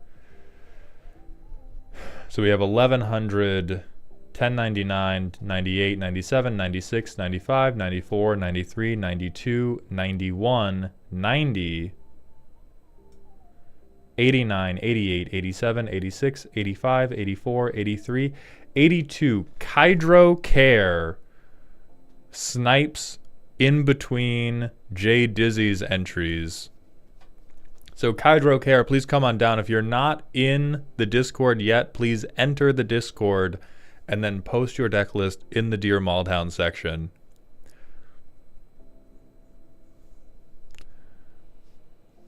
Falcon Demon and Ronnie Oden, thank you both for the Twitch follows. Welcome to the doghouse, my friend. So we're going to complete that.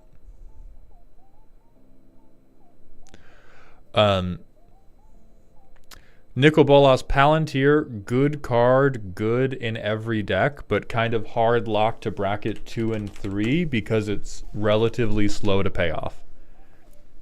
There's basically all of the time, like the only reason to not put this into a commander deck is for flavor, or because your deck is very, very good and you have better things to play at 3 mana, like Rhystic Study, or you're trying to like fucking combo off at 3 mana. Sure can, Zilla. Yes, we are, Ronnie. We're doing the free roast raffle day. And then for the chatter that asked about why no MTGO streams, it's basically because if I'm streaming I'm streaming a lot recently. If I'm streaming Magic, the thing that will always get the most views is talking about Commander. So like the ceiling of what I can do on Twitch. Kydro, join the Discord, and then in the Discord there is a channel called Dear Malltown. You can post it in there, or you can email me at malltown@gmail.com. But anyway, for MTGO streams, so the ceiling of what I can stream is Magic talking about Commander. That can be talking about spoilers for upcoming sets. That can be doing a like CEDH thing with Comedian. That can be doing Commander roasts. But those are always the highest viewed. Then the next best thing I can do is Magic gameplay. However, most Magic gameplay sucks. When I started streaming on MTGO, I like playing on MTGO more than I like playing on Arena. The average quality of player on MTGO is higher and more respectful than the average Arena player. However, it hurt views because MTGO looks like Windows 98 vomited into a dumpster. And so people didn't really want to watch it. And if I look at other people who are successful streaming on MTGO, Kydro, just email it to me at malltown@gmail.com. So the people who were having like successful MTGO streams were primarily grinders. It was primarily people who were watching, or my sense was they were primarily being watched because they were good at Magic. They were showing off like, oh, I'm doing the modern challenge. Oh, I'm doing the standard challenge. Oh, I'm showing you this good deck that I brewed, or this good deck that someone else brewed, and how to play good Magic. And I thought about grinding MTGO like that, and it just made me want to lay down and weep. For the same reason that grinding MTGA makes me want to lay down and weep. Renaside Ko-Fi is going up to $69 tomorrow because the $50 roast sold out in 14 minutes. So there's definitely a world where we could do like vintage cube day on MTGO, but right now, if I am turning my stream on, they have not sold out. D-Man, this was last month. If I'm turning the stream on, I want the stream to either be the best show that it can be, or I want it to be something I'm having the most fun doing. I like doing the deck roasting, and it's the best show that I can put on. And then doing variety is infinitely more fun than playing Magic on stream.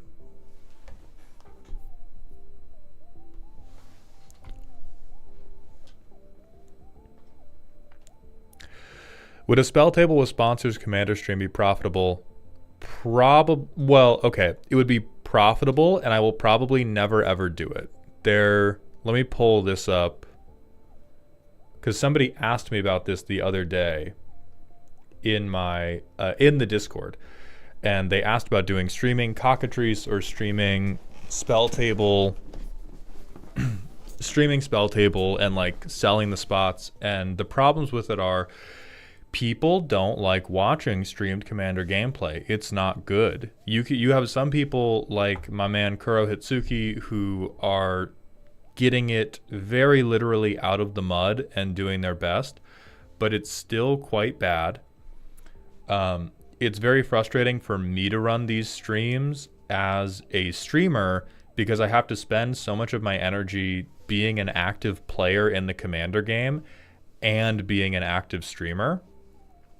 And then it's also like, if you're paying to be a part of it, it's really hard for me to guarantee that you feel good about your purchase. I cannot give you any consistent value, because if your deck bricks, you're just fucked. And so it can be like, if I made it cost a reasonable amount, you get people who, like, even if there's a difference between, it's not immoral for me to do it and it's still a bad product. I think if I priced it at like, hey, for $300 you can come on stream and play commander with me in our like one feature match a month, is like, whether it's $50, whether it's $100, whatever the price point is, if it's enough, there's always going to be at least one person who's paying that much money to sit there, have their deck brick or get sniped early, and just be generally sad about it. And then on top of that, I have, for charity, participated in a number of streamed spell table games where the spots were sold to raise money. And every time, 50% or more of the people who entered were people who wanted to use the slot as a way to, like, de facto shout out their own social media channel or their own business. And I feel like the more expensive I make it, the more likely it makes it that businesses or people who have their own social media channels do it that way, which I don't really want to offer advertising for in the first place. And with the instant deck roasting, there is a point where it's just worth any of the hassle. For this, the more expensive it gets, the more of a hassle it gets. What about a collab game with other creators you like? Scarlett, I'm gonna refer you back to it's bad for viewership, and it's bad for me. It's a difficult thing for me to manage. Like, I would have less fun, and it would legitimately be less interesting for most people to watch than anything. Like the collab stuff I'm going to do with other creators I like.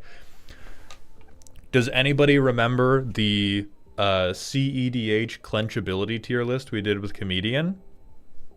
Because I like that, and I'm gonna have him back on to do stuff like that.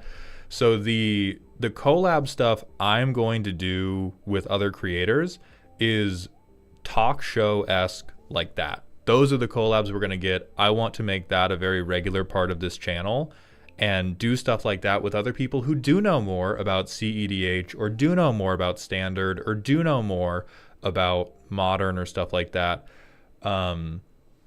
It's not going to be gameplay. We've done the community tournament thing, Darebrained, and I'll be honest, it's probably not going to happen. It was just such a... We did it successfully a few times, and it was such a logistical shitfest that I am very turned off doing it again.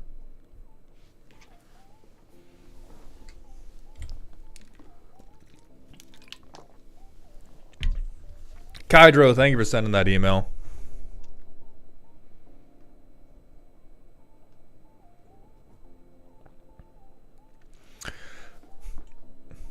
Is there a chance we'll see you on shows like Shuffle Up and Play again? Yes, I very much want to be a beloved recurring guest star. I just don't want to run my own operation. I will go on Shuffle Up and Play again the moment that Prof invites me on again. If you are like, oh my god, why hasn't Malltown gone on this gameplay show yet? It's because those motherfuckers are not calling me. DMC, thank you for the 100-bit cheer. I do think it's funny that so many people hear you say, I don't want to stream live play, and people keep saying, but what about this kind of live play? Yeah. I don't even want to make filmed live play. It's not even like, oh, I don't want to stream live play. I just want to have nothing to do with producing a Commander gameplay show. So you're saying you have drama with Play to Win? Yes, I have on-site beef with Play to Win, and if I see them in the streets, it is happening.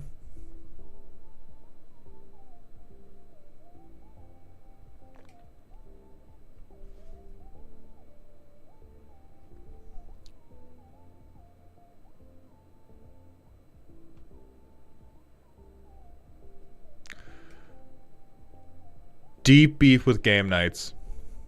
I mean, I hesitate to call this beef because I'm going to express an actual opinion. I think I disagree. I have never had a conversation with Josh Lee Kwai in person. All I know of Josh Lee Kwai is errant clips I have accidentally seen while scrolling through YouTube. I think I have disagreed with 100% of the statements I have seen Josh Lee Kwai make. That is the closest thing I have to beef with any creator, and even that is like, I don't know, man. I respect other people's opinions. I do personally disagree with every opinion I've ever seen him express.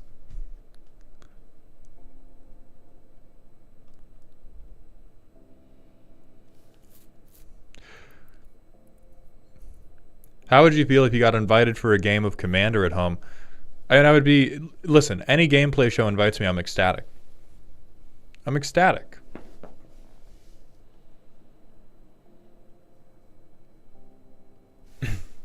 Okay. Kydro's Roast. This is my Dungeons deck. I'm a DM of 29 years, so I like D&D. Oh, no. Okay. I've looked at decks from Dungeon Masters before, and so I'm just gonna immediately, this is either fucked up power fantasy or totally unworkable pile of garbage. I made this deck to dungeon as much as I can and create as many triggers as I can lose track of. All right, for $1 million, show me anything other than Sephiroth.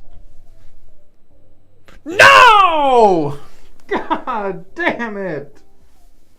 God damn it. All right. Okay. Slowly gain card advantage.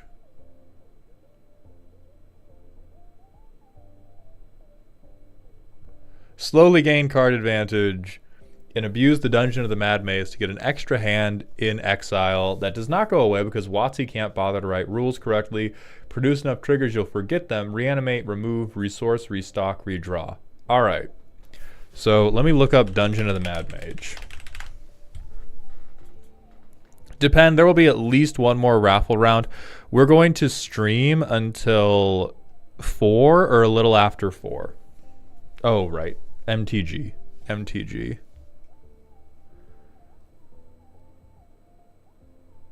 Ah, so it is Runestone Caverns that we care about. If we hit Runestone Caverns, these never go away. That's actually cute, yeah. All the ramp missing from Troper's deck. Okay, hot D&D reference.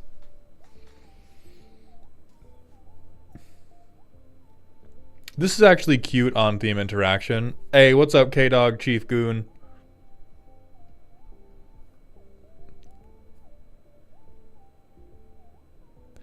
Since there's not a defined time frame in which to play them, that means play them now or not at all.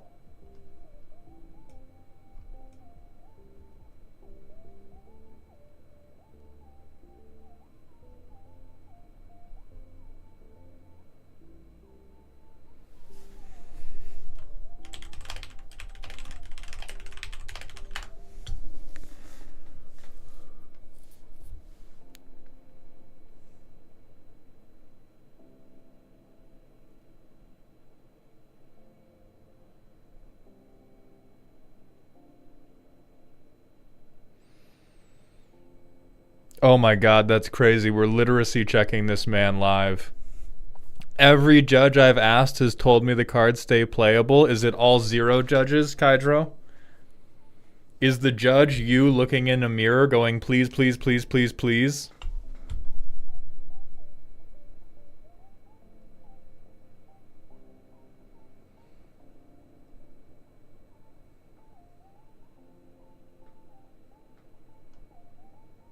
Or is Peter Roopsy a fucking dog-ass liar? No, I mean, MTGO and Arena are both doing it as long as they say stay exiled. Oh, Violet, they're not over. Let me reopen.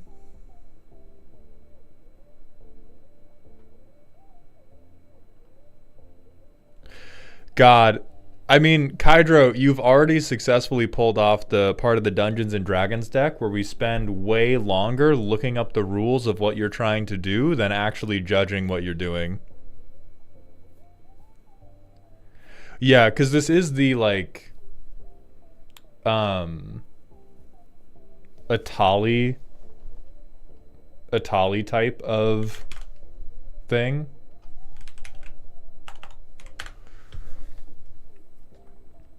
Because this just says you may, I mean, it has the then, but the you may cast them.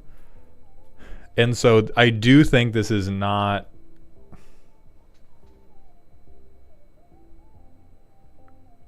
Oh, judge chats against you.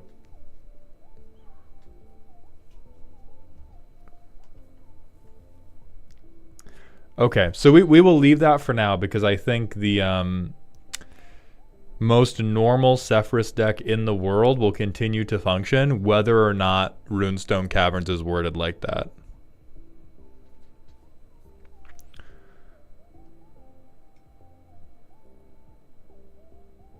You have to have pulled this. You have to have pulled this. All right, so we have Chat GPT interaction section. Do we have enough? Ain't no fucking way. Okay, we have almost enough.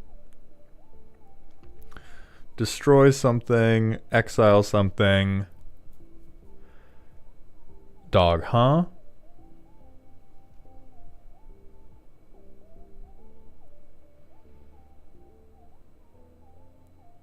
Oh, we're just on crazy. Okay, I like this. This is not the most normal Sephiroth deck ever, because it's not doubling down on Sephiroth, it's doubling down on everything has to be a fucking D&D reference.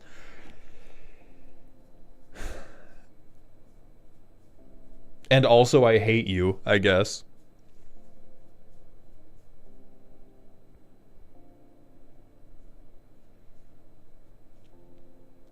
So we'd be venturing, we'd be reanimating.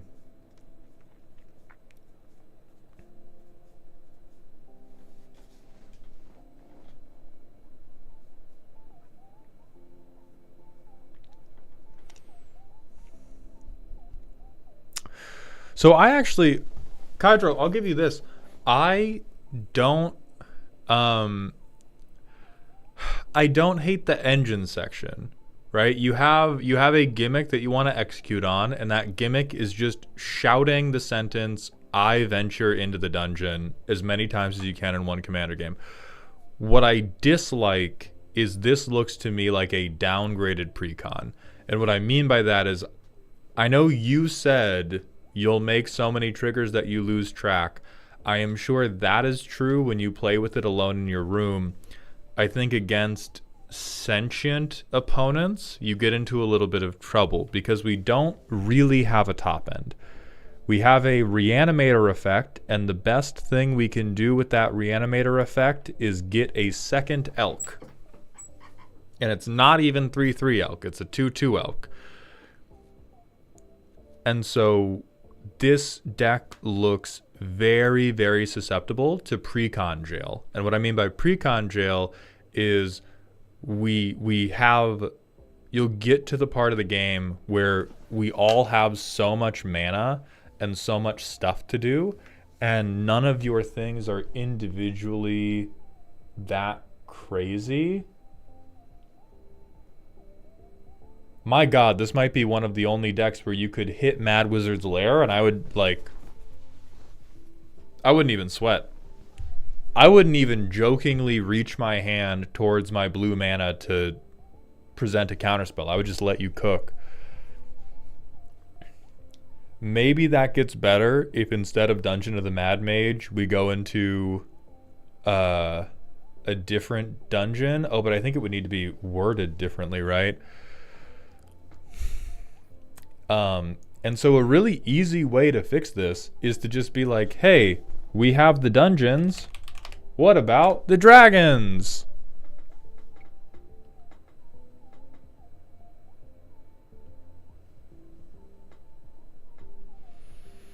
Like these 3 cards alone instantly give you some type of very expensive, very reanimation worthy threat.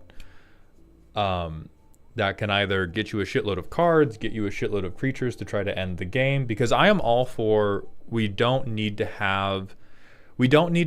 always have soulless I win the game buttons. What we do want to have is we want to have ways to be very confident that we're going to present a meaningful threat. But there's okay, so we're on dungeons. Can we get Dungeon Beast then? Same soup, different bowl. We can be racist against dragons. I might judge you personally for that, but if you really want to be on it's all dungeons, no dragons, fine. We do need creatures.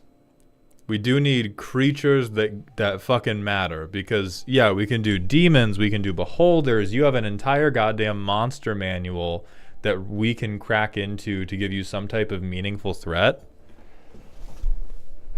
But like if we play the deck as is, okay, we have reanimation. Who's the... No, I'm gonna make you do it. I skip my land drop to play Yuan-Ti Fangblade. Turn 2. I play Command Tower. I play this. I animate dead on my Yuan-Ti Fangblade, which is one of the best hits I have in my fucking deck. Because I'm petulant and I hate dragons.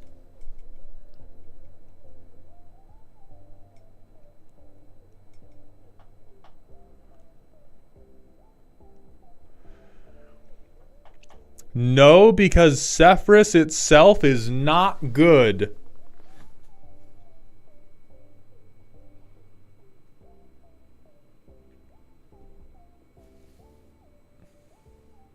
We'll say in context. In context, I'm gonna try to save your life. I can hear them grinding pitchforks on whetstones to make sure they're extra sharp when they fucking stab you with them. First of all, Sephiroth is crazy fucked up. Sephiroth may not be... Sephiroth is not crazy fucked up if you want as many creatures in the 99 that... as many creatures in the 99 as possible that said venture into the dungeon. And so then it's like... So at this point, why are we playing Sephiroth? Because another thing that was weird to me is we have 0 self-mill and we also have 0 draw discard. And that is what Sephiroth really likes to do to try to trigger.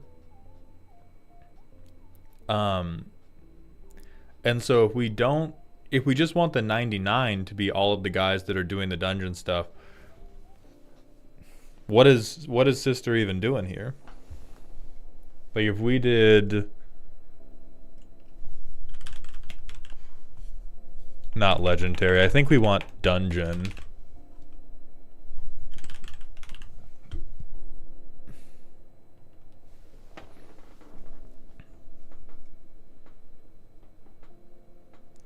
No discard, no mill because D&D players are hoarders. Now you're just saying fucking sentences, dog. We can't be like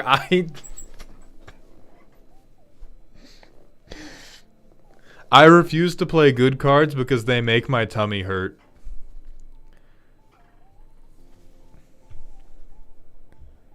Like we could literally just do a single good commander and then give them Dungeon Delver.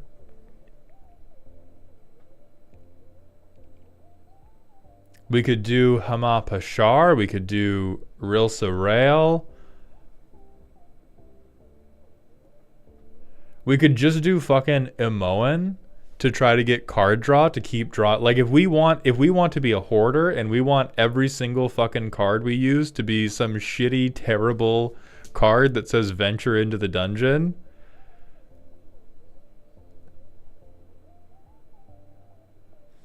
Like at least Varus would trigger off of... At least Varus would trigger off of half the shit we're trying to do because this will trigger off of casting creature spells. Right now we have a commander and we've literally been like, well, I don't like anything you're doing. Islor, thank you for the 100-bit cheer, my friend. This is no longer handcuffing. This is a whole gimp suit. Zenorum, thank you for the 100-bit cheer. Choo indeed. And Jim13, thank you for the 100 biddies. A nice dungeon creature is a displacer kitten. That's true. A lot of dungeon creatures are ETBs. And DMC, thank you for the 100. I handcuffed myself to 5 separate radiators. So I can also... I mean, it's definite. I can get behind like... Or I don't know if I can get behind. There is some extent of, oh, it's what my character would do and my character is a fucking idiot. But at this point, we are being like... We're being actively hostile to our own play experience. Which is kind of... This is actually this is the same fucking... This is the same brainworm that makes every deck that has been submitted by a self-admitted D&D player be problematic. Which is that it's focused on the same type of self-indulgent power fantasy that D&D characters are focused on. In a game that is strictly competitive instead of strictly cooperative. Because we're trying to max dungeon triggers, and to do so we've picked a commander and then also said, well, if I made this commander good... No, I see, the thing is, I understand the joke and the joke is bad. This is not... getting the joke is not the same as respecting the joke. This is you yelling penis in a crowded room.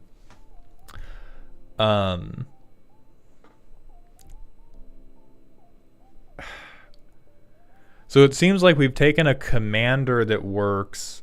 We've taken a commander that works and then said, how could I edge this game literally as long as possible? I am very, very... So let's act... God damn it, it's Rebels video all over again. It's goddamn Rebels video all over again. I hate it.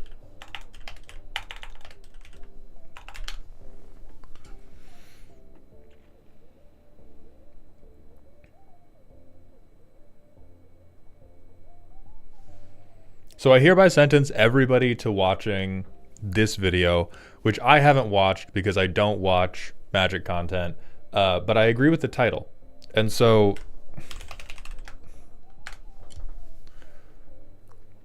if we think about the escalation curve of this deck, you have...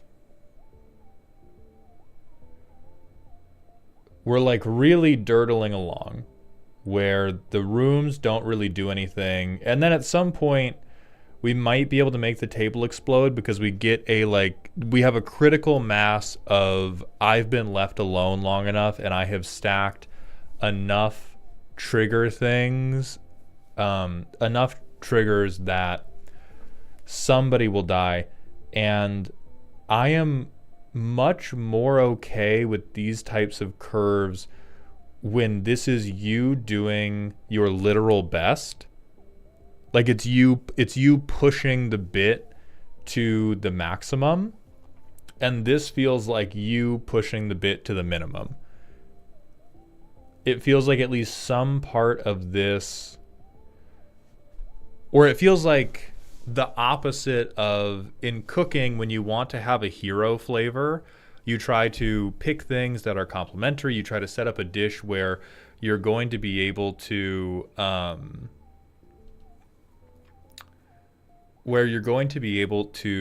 showcase all of the like fun interactions. And you took this commander and were like, how do I make sure that this bitch never matters?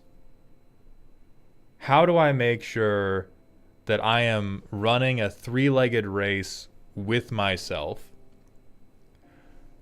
Which I think can be, like, that doesn't always result in a bad play experience. If your pod is fun enough people, you could all run 99 lands Ashling and have a good time. That does not make 99 lands Ashling a deck that I will that I will stand by on the internet. And so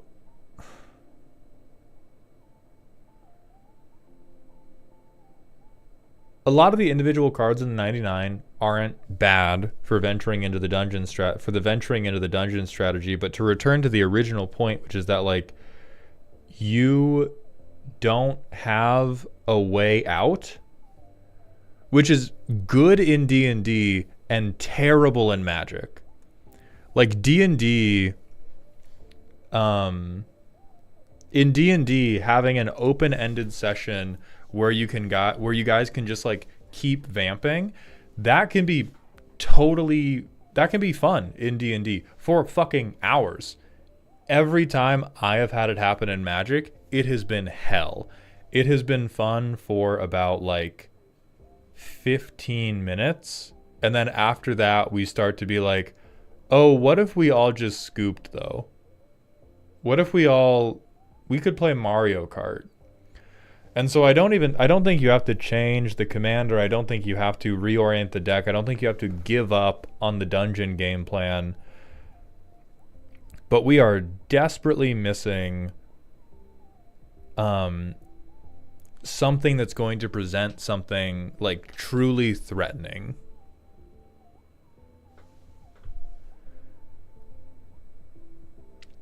I do agree that Radiant Solar is better than your commander because your reanimation abilities are bullshit, but your ability to play a bunch of 3-mana stinkers quite high. So yeah, like Spark Double.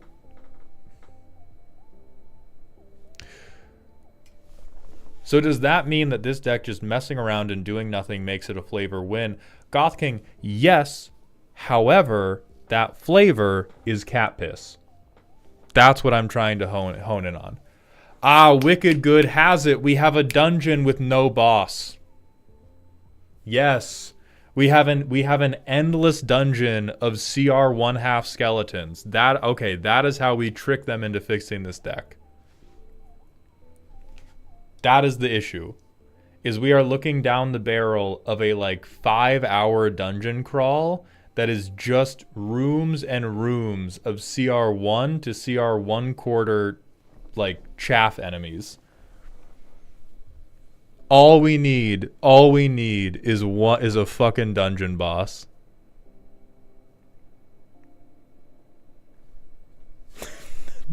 This is where we free Gristlebrand. Melons, we've turned off everything but the raffle ticket redeems for the roast streams, or for the free roast stream. Yeah, literally just rule 0 in Gristlebrand. Like, the deck is perfect if the dungeon has a boss, in my estimation. We've pulled you this way and that way for all of the individual answers, but like the deck is totally fucking fine. Oh my, yeah, where's my dude?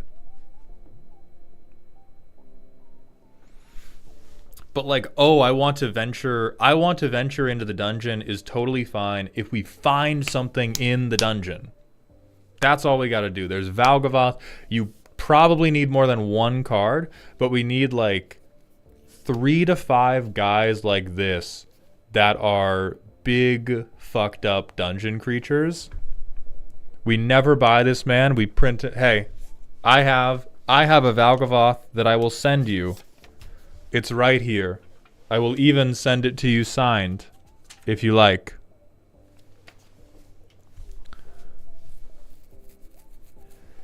You can be on Valgavoth. Archon of Cruelty is a really good reanimation target and a really good like value generator. 6/6 versus 9/9.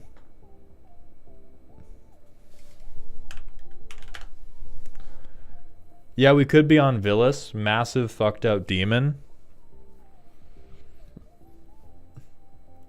Yeah, then you get board control to kill these like stupid adventurers. This also lets you turn on Sephiroth more because you can kill your own creature. The life loss will draw you cards, and then when you finish the dungeon, you can reanimate the thing that you killed with Villas.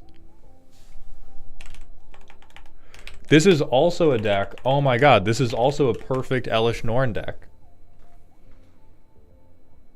This is how we punish people. You want to be a DM? If you've been a DM for 29 years, I know you have hatred deep inside you. I know that you have scores to settle with these people, and whether or not you play Commander with your D&D players, the people in your life deserve to be punished. And Elish Norn is fucking perfect for that. Because you know what I see here?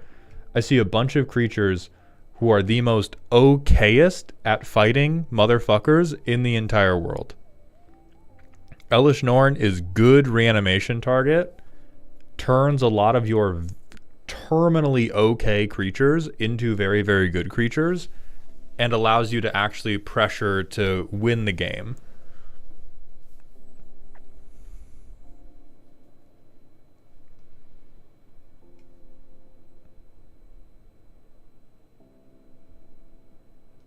That's why I keep them in my prison deck. Dungeon is a prison analog. See, like, that's a thing of I get it, and I disagree with I believe that any deck where the premise is to make the game last as long as possible is fundamentally a mistake.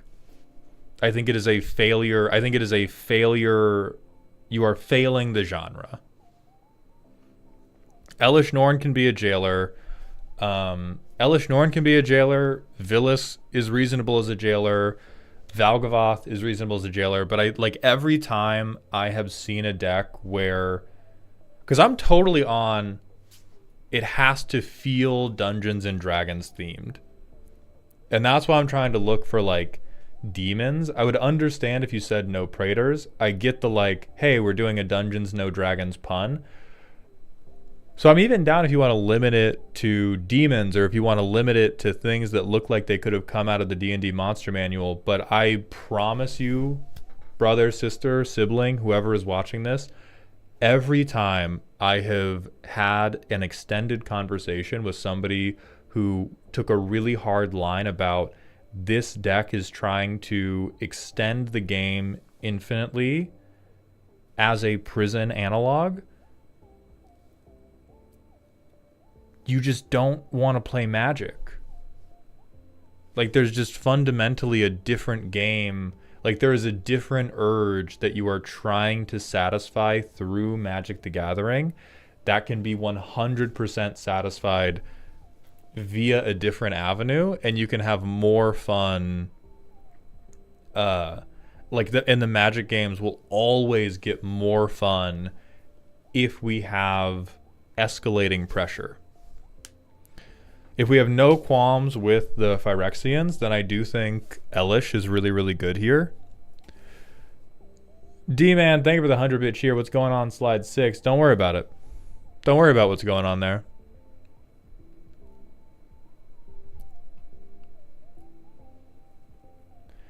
Yeah, you could do Sphinxes too. I mean, there's a ton of... Oh yeah, we could do Elder Brains too. That allows you to steal from people. Like, if we just want to max mental damage, this will maximize some goddamn mental damage. So there's a ton of stuff we can do where I'm not even saying like, oh, the deck has to be nice. The deck can be turbo hateful. Like, you think anybody's going to look at you after you go... Like, you are never going to lay down Elish Norn and have the table be like, oh my god, what a fair and fun time for the whole family. But we got to hit people with some dog shit.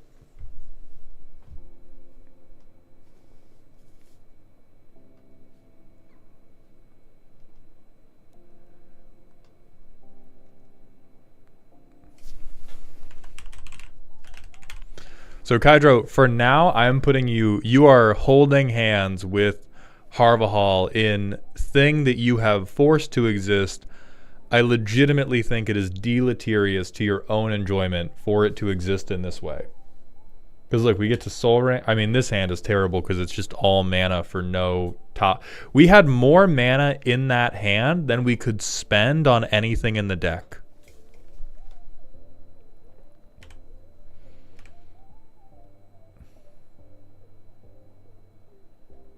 I don't even know what this guy's doing here.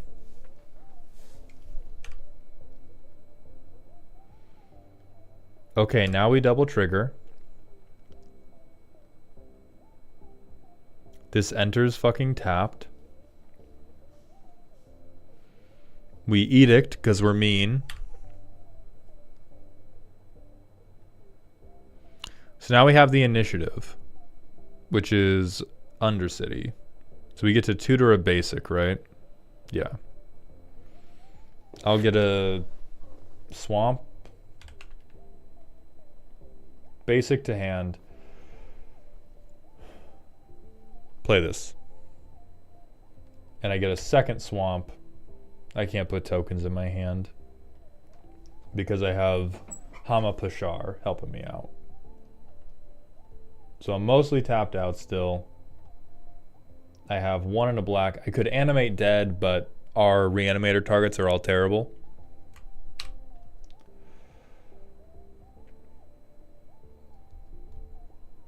So we can scry 2, or we can make one big creature. I think we probably want to use trap, so I'm going to do forge. I'm going to forge, and I'm going to make Hama Pashar big enough that she can block and won't get killed accidentally.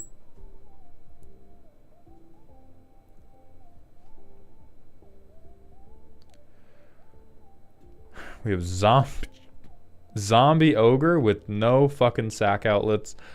I spark double Hama Pashar. So now we get 3 room triggers per room trigger, and we have big enough blockers that it's like, okay, we probably get to keep the initiative.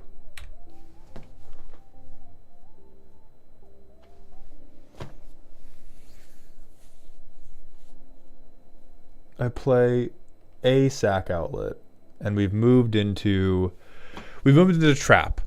So we get to shoot somebody for 15. This is like, this has to be heaven for this deck. And it is all because we found the initiative. We can play Sephiroth, which will leave us 1 mana available with which to sacrifice Tainted Adversary. And we get to scry 1. Fuck that. Now, for those of you who are dungeon pilled, if I'm venturing into the dungeon, does that advance me further in Undercity? Or does, okay. So now we get to go to archives. So we get to draw 3. Hell yeah. That's phenomenal. And now we get to make a 1/1 servo.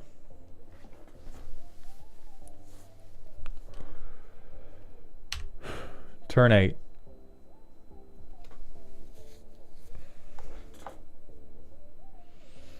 We attempt to remove a problematic creature.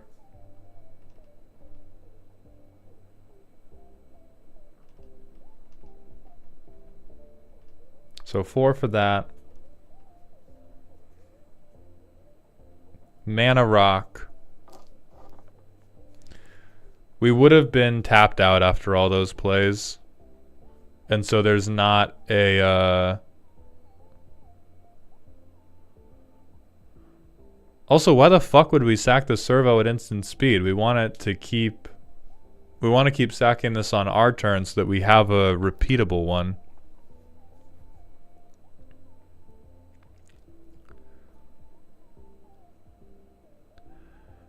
And then we hit Throne of the Dead 3. Now, getting to do Throne of the Dead 3 times, this has to work, right? So 1, 2, 3, 4. There's our fucking girl. 5, 6, 7, 8, 9, 10. Yeah, none of the rest of these matter because we hit Radiant Solar. So we have Radiant Solar.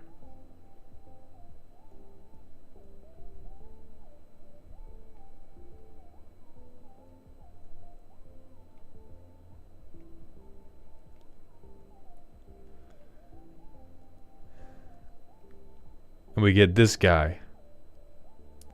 Fuck yeah. 2, 3, 4, 5, 6, 7, 8, 9, 10. God damn it. We, with third... Oh, tokens don't trigger her. Okay. With our fucking hit of Throne of the Dead 3... we get a 5/5 Burnished Heart. Imagine if any of these... I mean, we have a paid sack outlet already, Veiled Wanderer, so I'm not super worried about getting a different sack outlet. So importantly, we have ripped the one useful card out of our library. And straight up, the deck being able...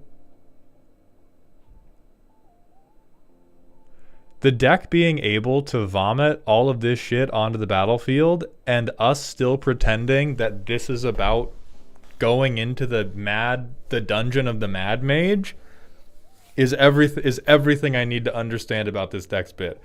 Because this is doable. If we just did, like, hey, we have a board that is probably at least on par with a bad green deck. We have a flying 6/9. We have a 6/6. We have a 5/5. We have a 6/7. We have power on board. We have removal in hand. If the green player mulligan to 4, we've got something cooking here. So this is like overwhelmingly the best thing the deck can do. And if we get Saravok's Tome instead, fucking none of this would happen because we had to go so deep for it. So this is what I mean when I say like we are very close to a competent strategy that we are purposely ankle shooting so that we can fidget spin. If we build the deck to do this every time, fuck yeah. Maybe we get unlucky, but if the deck if the deck hits Throne of the Dead 3, attempts to copy a Throne of the Dead 3 trigger, flops out Elish Norn, flops out literally any demon, doesn't even have to be like a archetypal good demon, but flops out any type of dungeon boss on turn 8, incredibly normal bracket 2 behavior. Incredibly normal and totally acceptable bracket 2 behavior that is moving the game towards an ending. But I feel like this goldfish is like in opposition of what the deck is typically trying to do, because what the deck is typically trying to do is misread an exile ruling. Kydra would also heavily recommend proxying, at least for the dungeon bosses, because again, like, so little has to change other than get some bosses in the dungeon. Right now we just have inmates running the asylum. And if there's anything, I cannot recommend enough swapping anything that is generic or anything that is just venture into the dungeon for taking the initiative, because Throne of the Dead 3 is so much more thematic for the escalation of a dungeon deck than whatever the fuck Dungeon of the Mad Mage is doing. Like, get top 3, cast 1 is fine if we have a shitload of value. We do not have a shitload of value. We have a deck that is like 80 cards that functionally say the same thing, and the payoffs kind of have to be the dungeon bosses coming out. And so with like if we don't have this guy, we want this guy. If we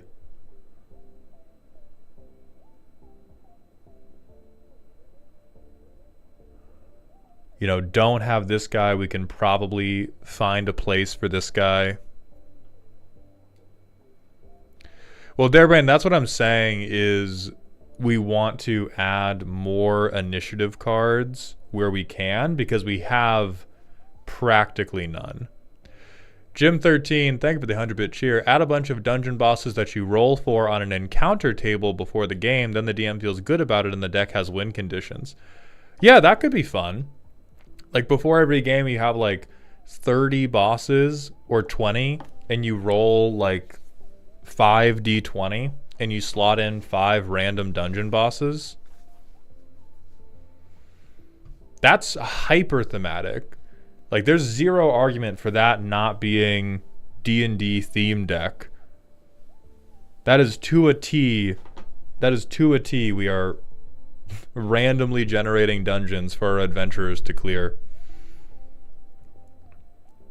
And so that's what I would recommend. The distance between this deck and peak is a lot shorter than it looks, but right now we have violently sabotaged ourselves. But Kydro, thank you for submitting, and thank you for being open to criticism.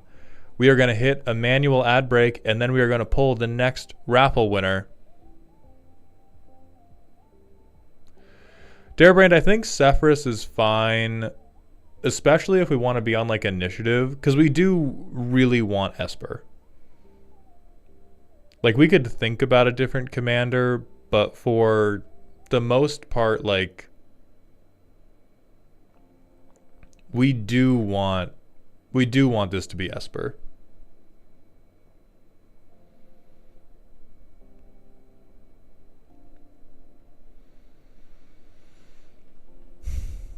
Hey, do you have any tips regarding starting a deck build? I feel like when I have an idea, I just scour Scryfall and add everything I deem relevant to a deck list, categorize them, and then remove the non-efficient cards. At this stage, I feel like I have a soup of cards that don't do the thing I want.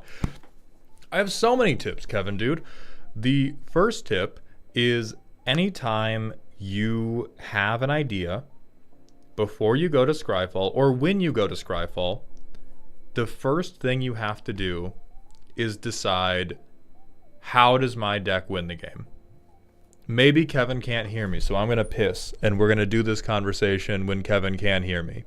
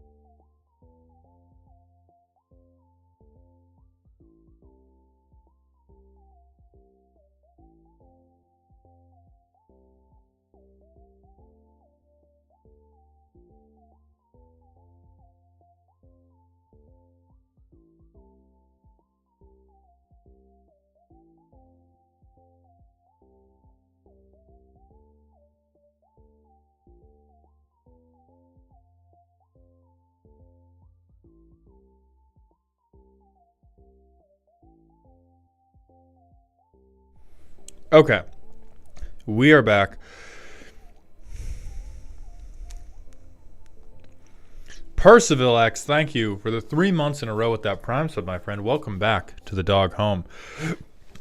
Okay, so to Steve's question, I believe. Was it Steve or Kevin?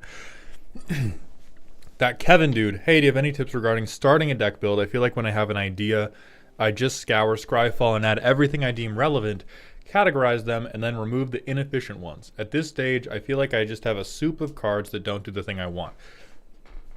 First step, always, how does gimmick win? If the gimmick does not win directly, how does gimmick support something that does win directly?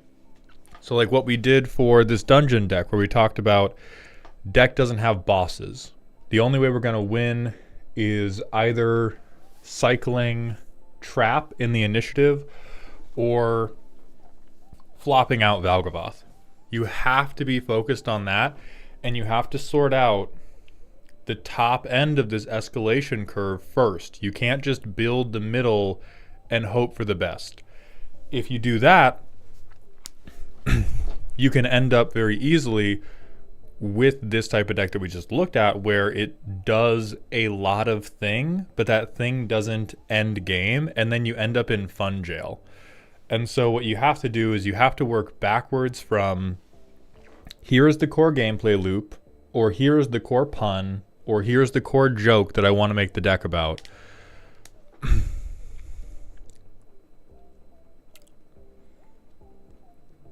And then past that, rather than adding everything that fits the archetype, you should be extremely focused on what do I want the timeline of building this win to look like. So for example, let's start with something really, really easy, like Hashatan.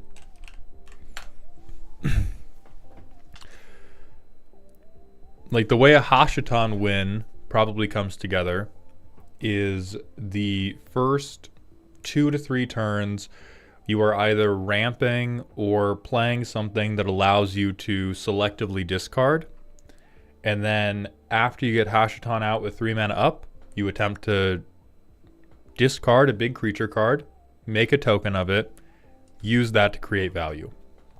Rinse and repeat. And you can do this with fucked up enough creatures that you will just win through board presence, or you can either like put down stacks pieces into a combo, use like Hoarding Broodlord to get tutors and shit like that. But it's very straightforward, and it's a very, very tight plan. Like, you can have cards that might be otherwise related to discard that don't belong in a Hashatan deck because it doesn't contribute to the game plan. And so that's how you should be thinking about it. Is you don't just throw in everything that is relevant to the archetype. You have to think about, well, how quickly am I trying to win? What pieces do I need to play in the turns leading up to that win to support that win? Do I think, given my table, that I need to be holding up mana to protect that win? Or do I just tap out and go for it like a green player? Like, I really, really think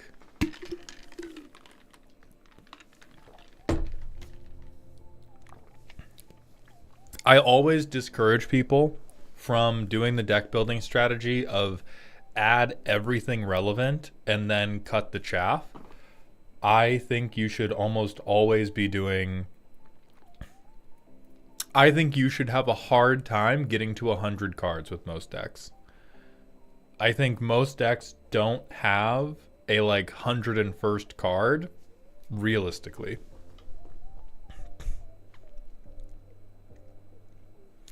But let's pull the next Raffle winner.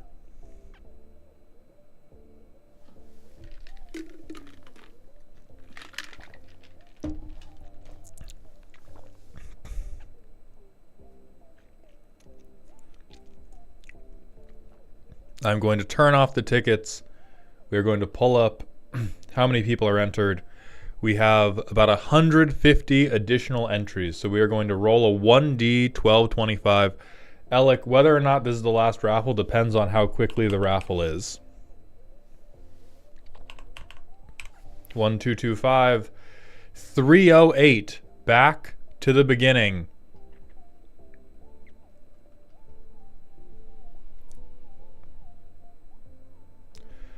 Three, 1, 2, 3, 4, 5, 6, 7, 8. I don't get my real name. Come on down.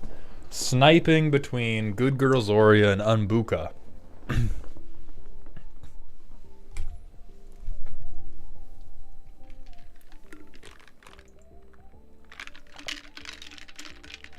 Bad news. What's up? What's up, real name? What's happening? What's the bad news?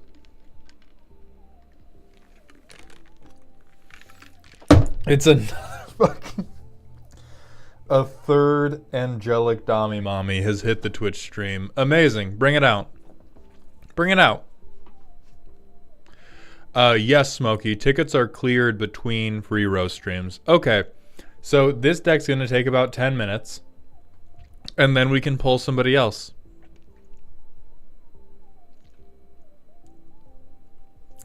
What about second combat? What a brave little boy you are.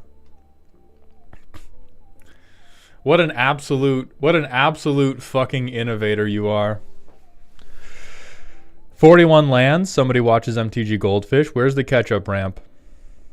We're on 41...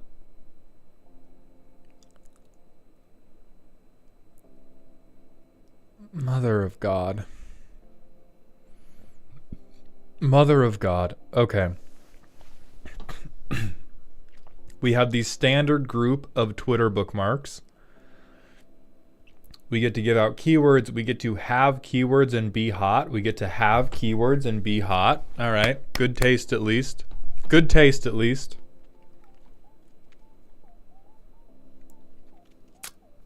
We get to be hot and have a lot of text that doesn't matter.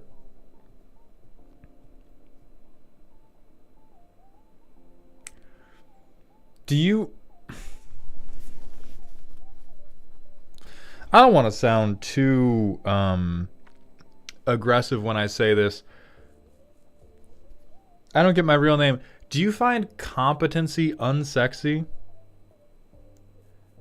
Because I can't help but notice every single one of these angels was plucked straight out of the fucking trash can. And I can't help but notice we do have good, sexy angels.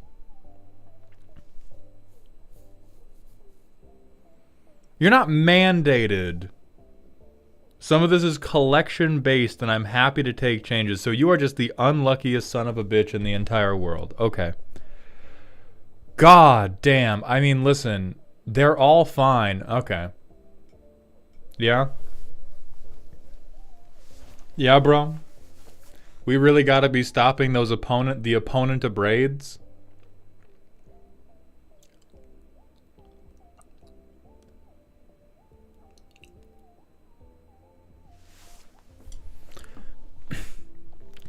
So, ones we can work with. We can work with Rhea. We can work with Gisela.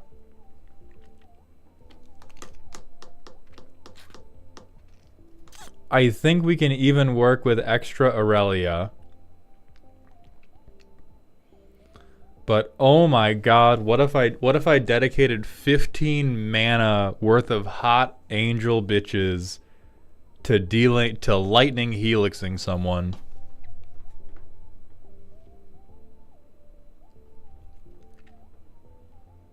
Boros Cheer Squad. Okay, banner.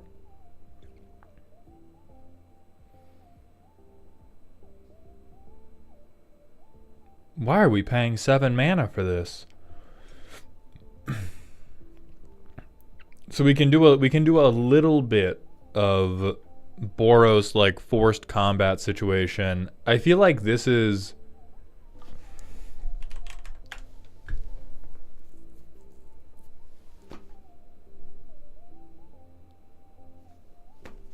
Huh? I know we did not pick this. I know we did not pick the guy in the deck because he's sexy. First of all, he's in the wrong section, and second of all, you're wrong.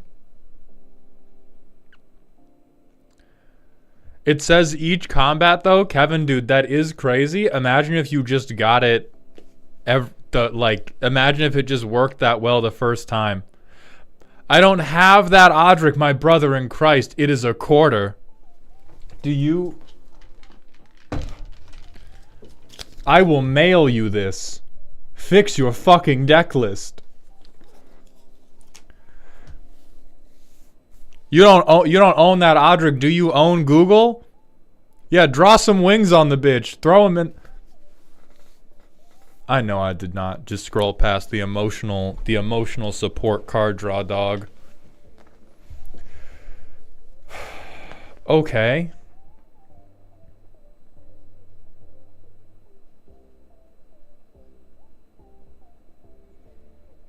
Okay, we can maybe sacrifice our angels for card draw. That's a pretty bad deal on almost all of them, but okay.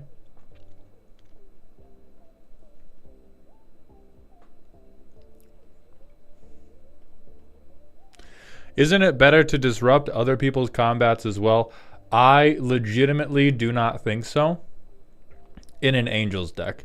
If we were on some type of like Jeskai control deck, I would believe it, but especially in the context of like this deck's flavor, this just seems like, what if I got to be really annoying on other people's turns? Like, what if I got to make the table angrier at me for a limited payoff? Versus Audric is just, oh, hey, I got Aurelia. What if you died? And what if I hit you with a one-sided board wipe real quick? Like, it's not that the effect is terrible. It's that the effect is worth, like, 4 fucking mana. Maybe. And I would still be sad.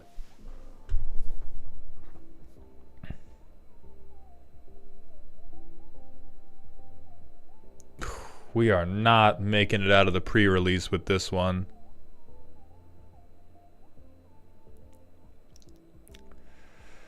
So this Tajik is a reasonable meta call if you have to play into a bunch of other red board wipers, but most of the trouble for Angels is not typically going to be non-combat damage. If you have another Boros draft deck playing into you, then Tajik is pretty hot. Otherwise, this is just a Boros guy that you had. You do play into red a lot. Then this is a Boros guy that you have and need. No. See, this one's fine. I don't think you get to be an Angel player and a Coward, personally. I don't like it. I'm not going to tell you the card's bad, but me, personally, I don't think you get to be an Aurelia player and a Coward. Atraxas Chosen, thank you for the 200-bit cheer. Maul, let him be a Legionnaire for just 5 minutes. I won't do it. I think everything in Run It Back is like... I am not thematically opposed to it, but I am financially opposed to it because everything you want to do starts at 5 mana, and the only thing making this curve look reasonable are some of the literal worst cards I have seen in my life for this deck specifically. Because you...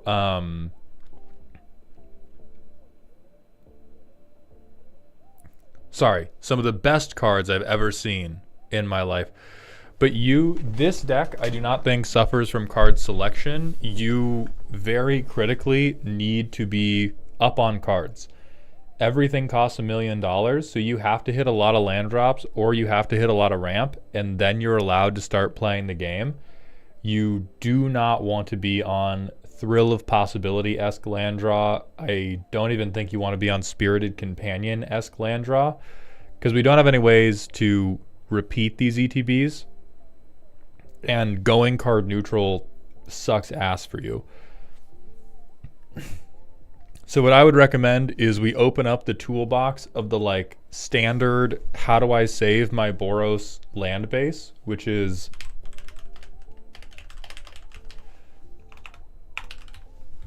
Return a land to hand in red and white.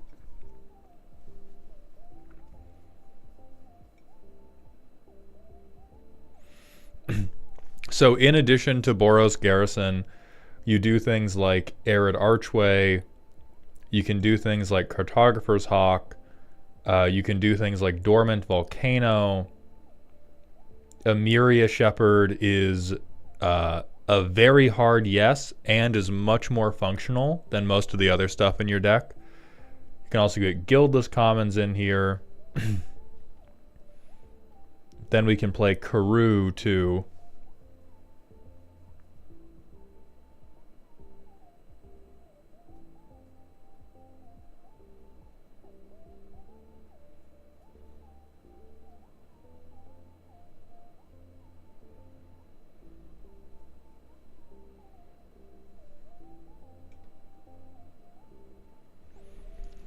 And then what that is going to allow you to do, Evil Dead, I'm going to make a list. Oh, hey, Noonies, Karoo is very, very bad because you have to bounce in untapped planes. Look at the deck.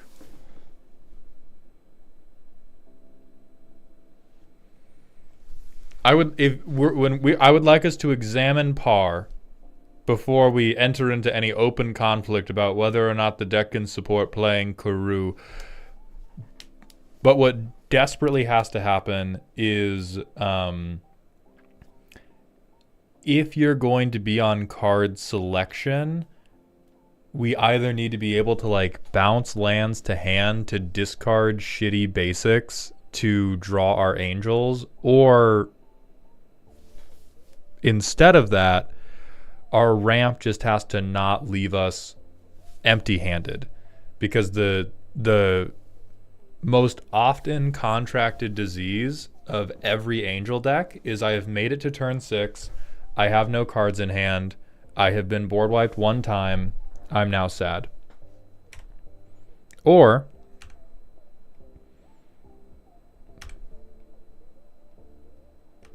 oh my god, it's working.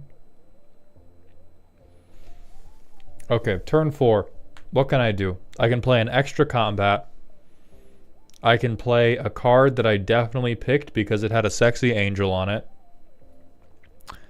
I can play Rip Apart. Or I can play Lightning Helix. I can't afford my playable angel. I can't afford my incredibly down bad angel, who's not good. And oh good, I can play a draft level combat trick. Hell yeah. Hell yeah. Oh, but we have a Shockland at least. So now we're on 4 mana because this does not tap for mana.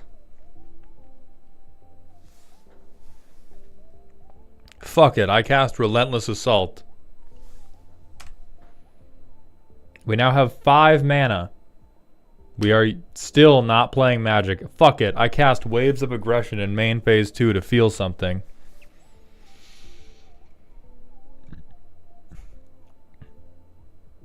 Dog, what in the Sam fuck? So we have Flicker but also board wipe. So I think this deck is actually suffering from that thing we talked about with that Kevin dude, which it has put everything into, you've put everything into piles of what is the stuff I want to do? Can I support all that stuff? And our actual curve feels fucking terrible because it turns out most of the things you want to do are look at very pretty muscular women. I support that emotionally. I cannot support it mechanically in good faith. And so if you want to do,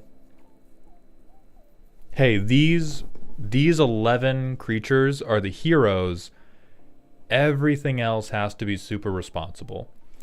Somebody else said this in chat earlier, but getting a third combat typically pays off a lot less well than just getting a board buff after a certain point. Like if we have Aurelia, right? If we have Aurelia and next turn I pay a bunch of mana to get a third combat as well. I get up to 9 damage on Aurelia. If I have Aurelia and Aurelia's just giving me 2 combats already, and I play a mommy who does something, I'm now doing 10 damage with Aurelia over 2 combats instead of 9 damage over 3. So that's really the problem, is we have these holy bad bitches and we have a bunch of deadbeat moms. We have a bunch of moms who are, you know, listen, they're doing better than the dads because the dads aren't even fucking here. But they're not holding it down for us. And I think we're using a bunch of slots on like, hoo hee hee, what if I got a third combat and I would like you to consider the beautiful world you could live in if what if your first combat mattered?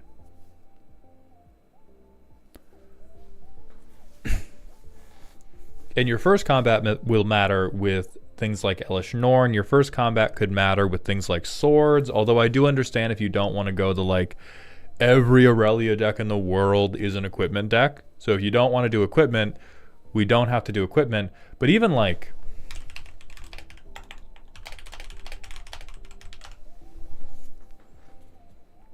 this out damages a third combat. I need you to internalize that, and I need you to like engrave this on a rubber band that you snap yourself with every time you think about spending 5 mana on a third combat. Flowering of the White Tree by itself for 2 mana makes Aurelia do more damage over her 2 combats than she would do with a third combat and not having the buff.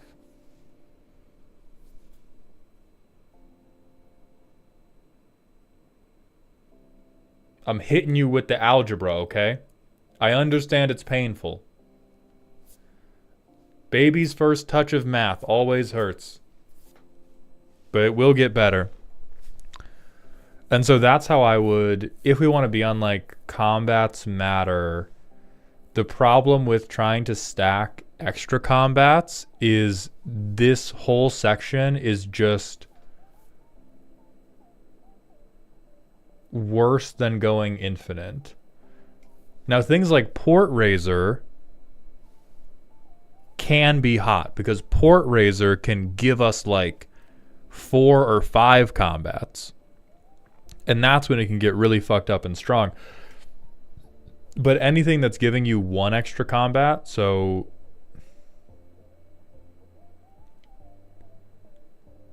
like Full Throttle, I think you can keep.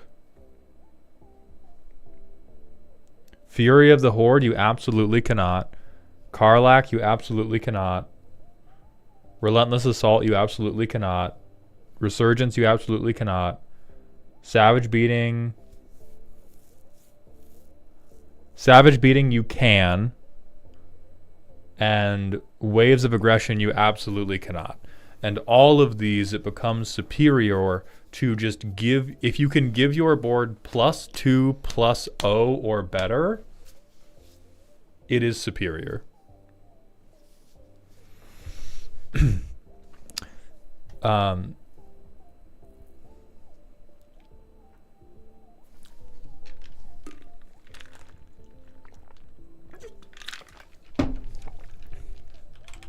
Great Train Heist.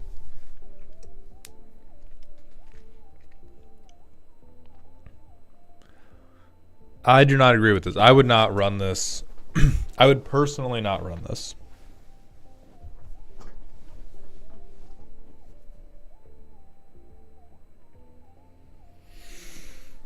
So Pick a Puff, it's not that Karlach is bad, it's just that we have determined, you can determine statistically that Karlach is filling a hole in this deck that does not need to be filled. It's filling the like commander player neuron activation of what if commander text box happened as many times as possible.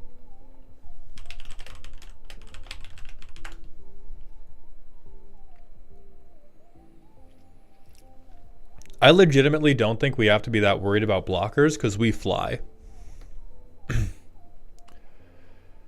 The problem with shared animosity is we are not on a lot of angels. We are on 11. We are on 11, and then we are on planeswalkers for some reason because these were the only things in Real Names collection that said draw a card on them. Yeah, Broken Bones, stream isn't over yet. Kyrokuto, what also protects you from the crackback is killing bitches. So if we look at... So here's what I would let you do for Boros card draw. If we wanted to do Boros card draw, and this is going to be... I'm going to hate saying this because it may summon them by name. If you want to do these like shitty little ETB draw card, you're going to play the dog. Okay? We're going to do the dog. Everybody, yes, we're going to do that. We're going to do the elk dog. And on top of the elk dog, you then want to focus around any angels that have ETBs. I don't know which those would be because I play good cards. But if you can find any holy bad bitches that have ETB effects, Philia becomes better there. We have Glimmer Lens already. Mayos Impulse Draw is not going to work until the curve's way different. Till it's way fucking different. The curve Impulse Draw is not going to work. What's going to happen with Impulse Draw is turn 2, we're going to need a third land drop. We're going to cast Ren's Resolve, and then we are going to exile one of the only cards in our deck that can win the game, and we are going to weep.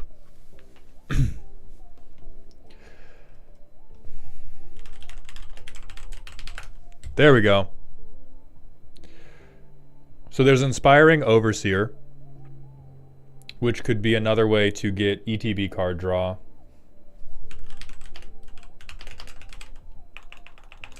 Enters draw card on creatures in a Boros deck.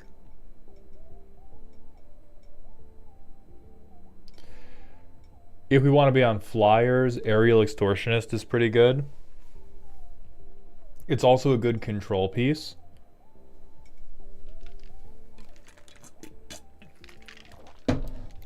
Holy shit, this deck could almost make carrier pigeons work. You just gotta believe in bird.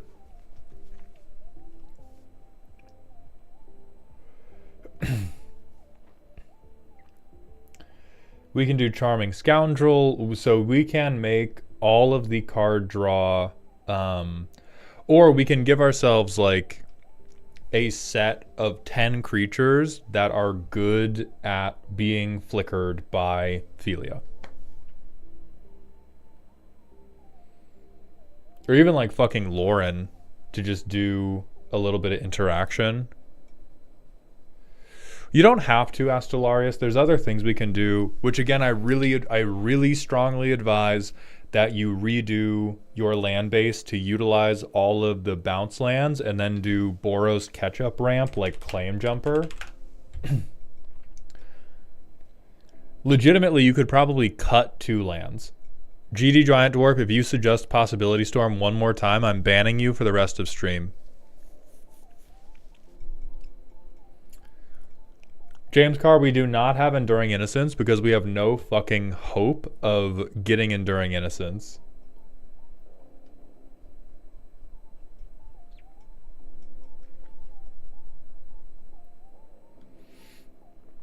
So Priest of Ancient Lore is just another version of this.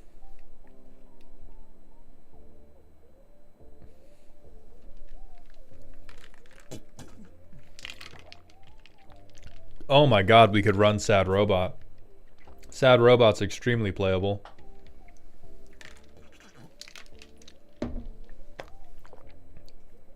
I think Split Skin Doll Again, it's like it's barely going to work because 10 cards is not enough to build a synergy package with. And so things like Wojek Investigator are probably going to end up carrying more. Because this will probably be a lot of people. And so if we just get a clue every turn,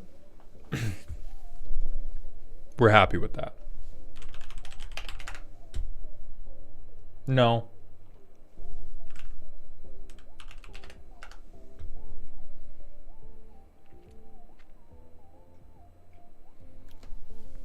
I think Mangara would be quite good for you.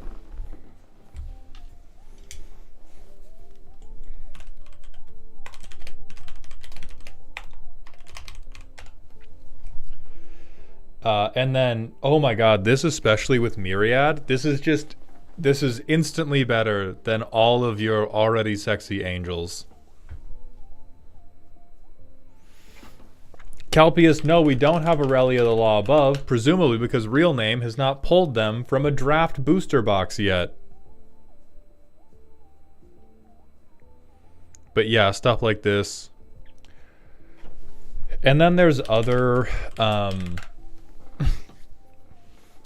like limited group hug effects you can do, like Humble Defector, where you and the person with the second worst deck in the pod just pass him back the entire game.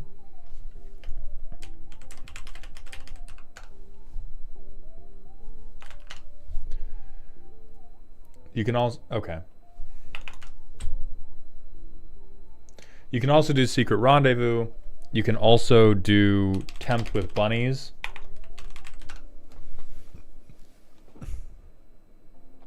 Oh yeah, Fireman Commando too. Duck of Doom 12, thank you for the Prime sub. Welcome to the dog home, my friend. Yeah, and also Cut a Deal.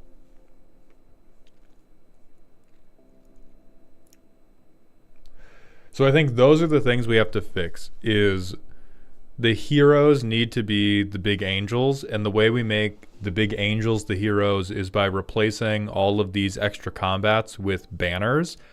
Then we can have a ton of other like little weenies that constitute our early game value generation, and Philia can be like nitrous for them. And then that can build up towards, I drop a lot of big angels, they beat you to death. And then we have a workable deck, and you get to play a bunch of Twitter bookmarks.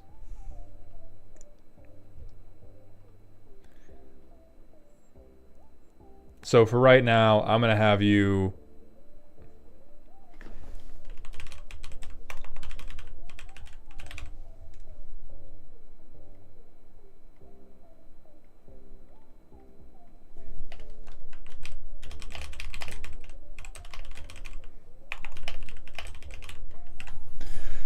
I'm going to have you in here with a little note about your will for if you ever pass on. Do not worry, my friend, I've got you. 17 Badgers, I really don't like a treasure package for funding angels because we do not have one big angel.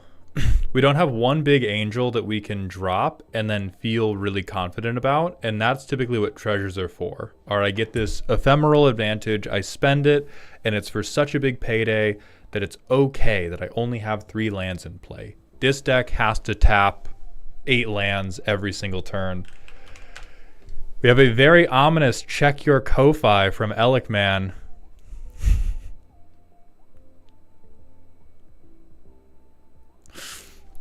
Oh god. Elikman, thank you very much for purchasing the $500 we stop whatever we're doing and we roast your deck instant redeem. I'm making the worst financial decision of my life. My cat has just come back from the vet. I've had a harrowing day and I'm not spending this money on a Tarkir box. Elikman, thank you for joining the Mango Money Moment Hall of Fame and stunting on all of the people hoping to get a free deck roast.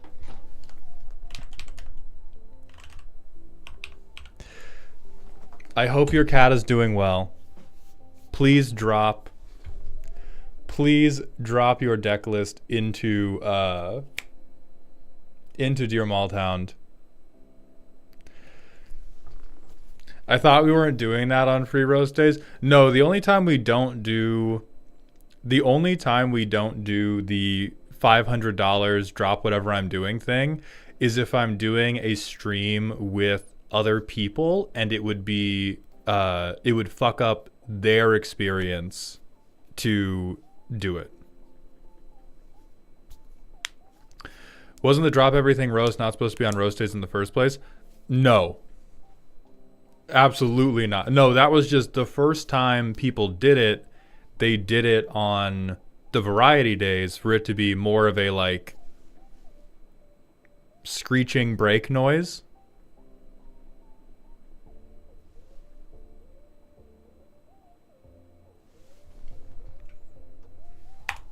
Yeah, I'll chop the 6.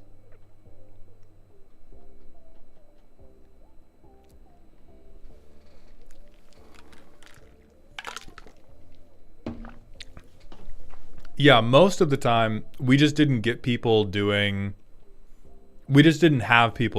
the first couple $500 ones during roast days. But let's be clear.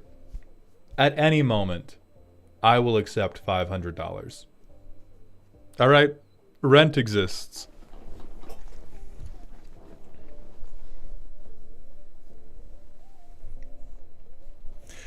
Okay, let's pull up Alec Man's deck.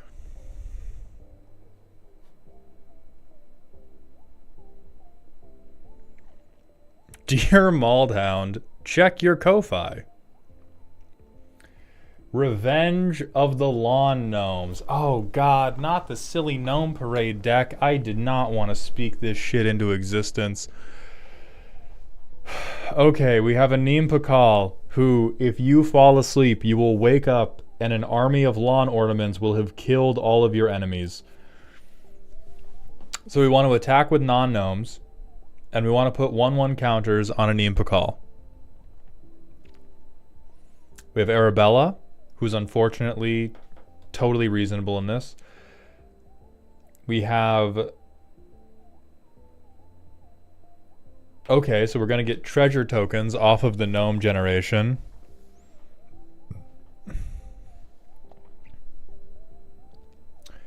Angel of Jubilation.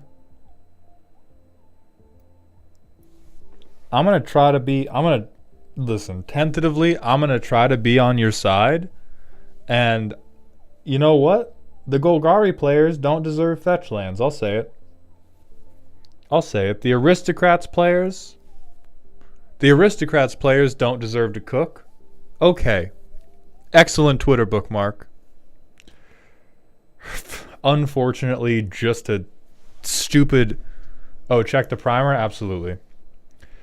I had to truly dig deep to bring myself back to my roots. Before I was a dastardly graveyard player, I'd always gravitate to aggro and go wide strategies in card games before I entered college and got more invested in control anyway. Regardless, I picked a Neem Pakal when challenged by you to do Boros aggro, honestly because of your roast of her. After that video, I knew I wanted to at least try brewing around her once I got into the format in August of 24. Now, I built a different version of this list, one more focused around assembling a creature-based bomb, as you called it when roasting the Arabella deck. Basically, ETB damage triggers, and cards like Throne of the God Pharaoh to deal big damage just for having the gnomes exist. This is not that because you specifically stated that such a strategy was not aggro, it was mid-range, and I'll be damned if I lose on a technicality. Thankfully, I had to shelve another list more focused on combat created in parallel with the other list. This is what I'm presenting to you today. My main flaw I find is that it feels like it's stalling out for an aggro deck. Plus, loath as I am to admit it, I think the EDH rec brainworms got to me a little. I'm sure I don't need to remind you, but usual deck building rules apply here. Shoutouts to Railroad Man in the Trinket Mage Discord for helping me pull away from that and get closer to punching. Okay. I can work with that.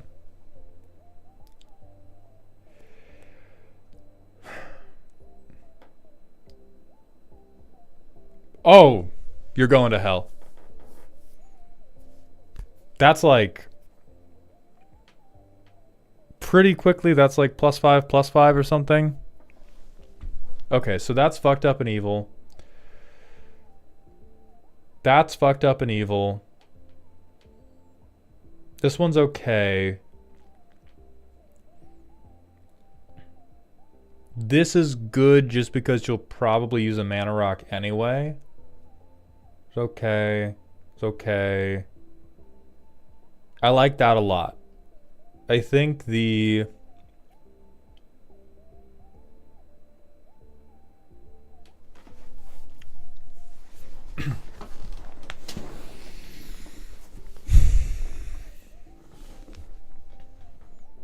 So from a functional standpoint, I am less confident in the things that only give +1/+1 or less.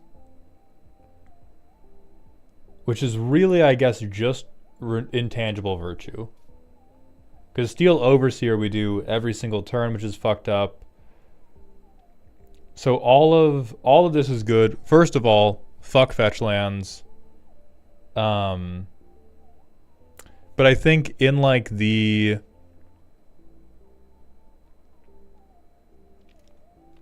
If I'm thinking about the timeline of the aggro deck, we would very much like to be like, okay, turn 1 or turn 2, I play something that will attack when I play a Neem Pakal.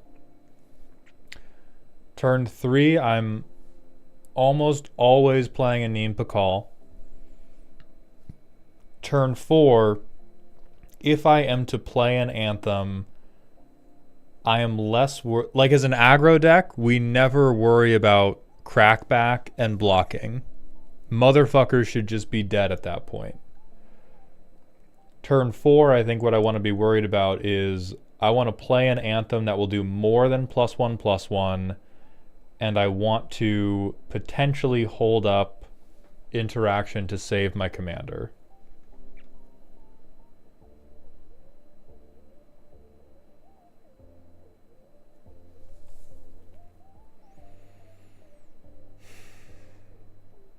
Windcrag Siege is certainly going to be helpful.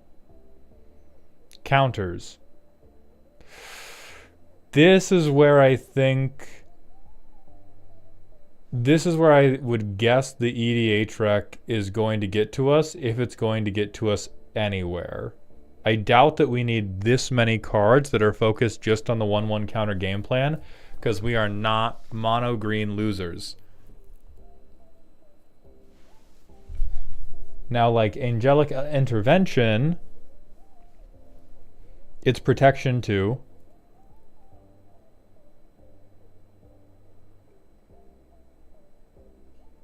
Alright, can double as protection, but we have to swing it. Okay. So we're double dipping as much as possible. Okay. I mind this less and less the more I look at it.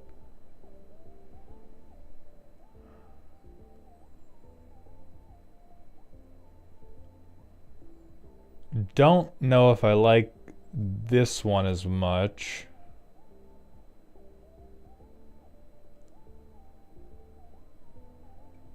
Counters on combat, okay.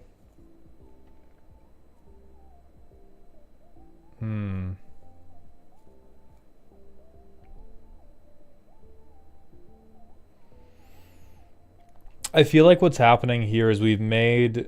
These are all fine, and I see very few of the things that are truly going to carry the game for us. Like, none of those are bad. Getting a counter every upkeep. Getting a counter every upkeep, not a bad thing on a commander that is going to convert counters directly into dead people. Getting a counter and it's a protection spell, not a bad thing. But I think that... Oh, woof, yeah. Like, there's... Aggro decks want to curve low. I'm not sure if aggro decks want to curve this low. Now, that said, I don't know if there's... Right. So there's things like this, which are just much, much better. where if we could play something, and do we not have Cathar's Crusade in here?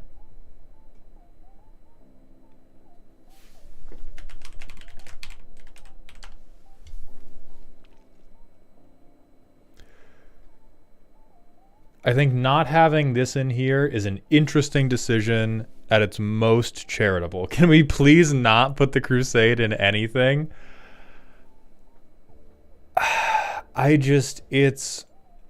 We don't have to put the Crusade in anything. What we do have to do is we have to have a few more things at 5 or more mana that will turn an otherwise normal Anim Pakal into a lethal Anim Pakal. So Crusade itself doesn't have to be in the deck, but if we're not running Crusade itself, we have to be running more stuff like Divine Visitation that will be like, okay, we've gotten off to the races. Now I need something that is going to convert a medium board into dead people, which is kind of where commander aggro will be different from 1v1 aggro. In 1v1 aggro, you can kind of not have a top end because you just kind of keep chucking little shitheads at people and you kill them 2 damage at a time. Commander aggro, you don't have to wait and build up like a mid-range deck will build up, but we do need to have stuff that we can play turn 4, turn 5, like Aurelia, like Divine Visitation. So we have these 4 finishers. Double strike our tokens. 2/2 banner. Into artifact removal. I doubt this is enough because 4 finishers, no tutors is on average. We see none of these a game, which super hurts.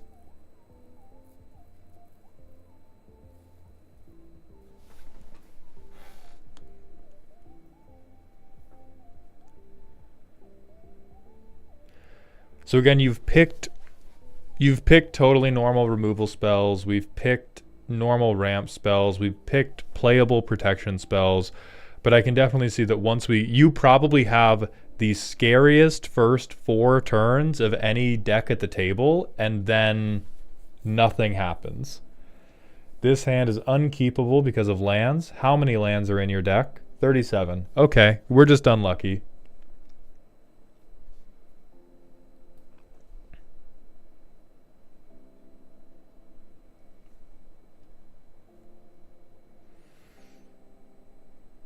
So we have two white sources and no anything else. We kind of have to mulligan that. This hand looks about as keepable as it'll get.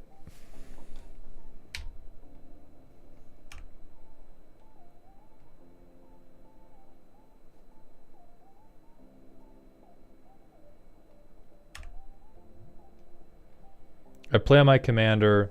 I protect them. I put 1 counter on them. I make my 1 gnome.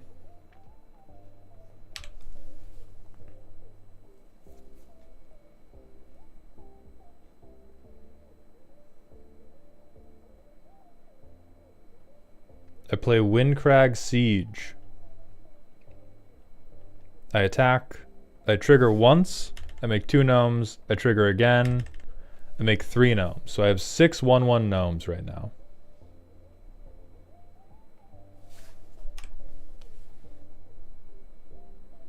We land drop. Is there any big fucked up thing I can play? Not really. But I can ramp to get Aurelia on my next turn, and I can Rosy Cotton. And then we do the same thing. I attack.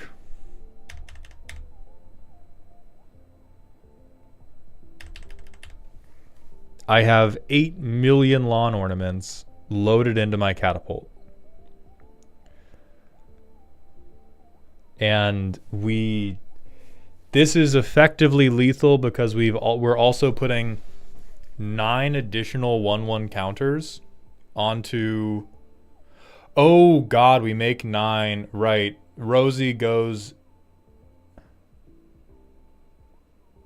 Yeah, we're going to have more counters on Anim Pakal for the second iteration. And then we're going to make even more gnomes and then get... So this is... If the table does not fuck us up at this point, at least... Oh no, we have Shroud! So these all fizzle. Hoisted by our own Crocs. Son of a bitch. Okay. So even without the Rosie... Even without the Rosie triggers, and this just being at 9...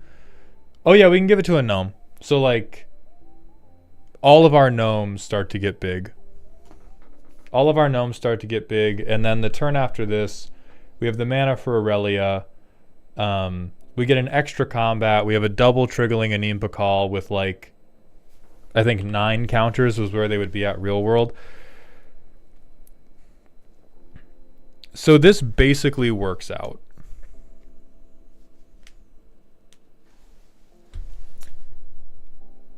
Like, this will kill whoever the most threatening person is, and then we should almost definitely be able to clean up whoever is left.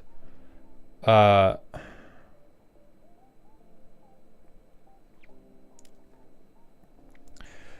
think this starts to be a situation where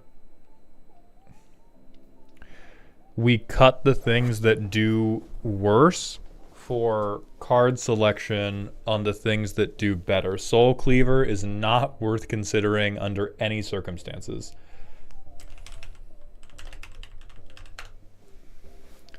Because if we really, really desperately... If we really, really desperately need turns 4, 5, and 6 to convert into a banner effect. If you don't want to run any tutors, you don't have to do like Enlightened tutor, but even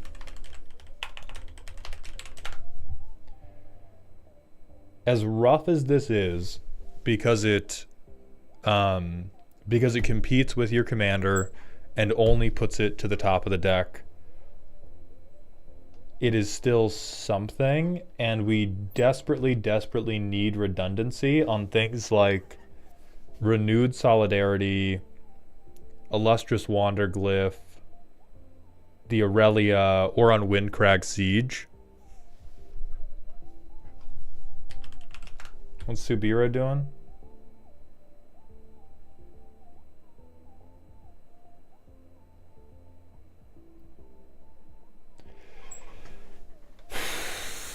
Definitely a gamble. It could be fucked up and crazy, but it's definitely a big gamble. Rapping Chipmunk, thank you for the Prime follow. Welcome, or the Prime sub. Welcome to the dog home, my friend.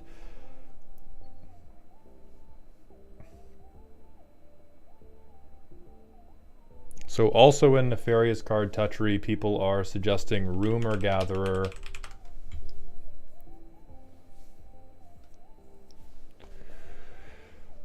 So it basically says scry 1, draw 1 every time you attack with Aurelia, or every time you attack with Anim Pakal. Oh, and they're in here. Yeah.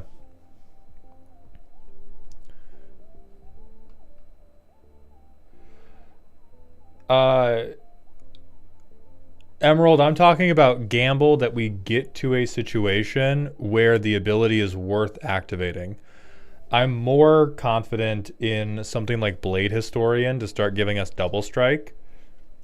But for Subira to work, we have to have an Anim Pakal that is not dying and multiple 1/1s that are getting through to deal damage. Just because we don't have to, we don't have to commit the mana immediately for her ability. However, if we aren't able to use her ability, this card is straight up worthless. We are not doing Starlight Spectacular. That is all of the tracking headache and literally none of the payoff.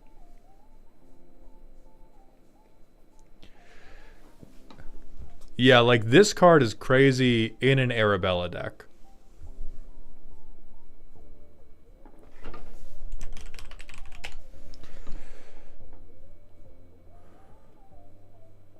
Ooh.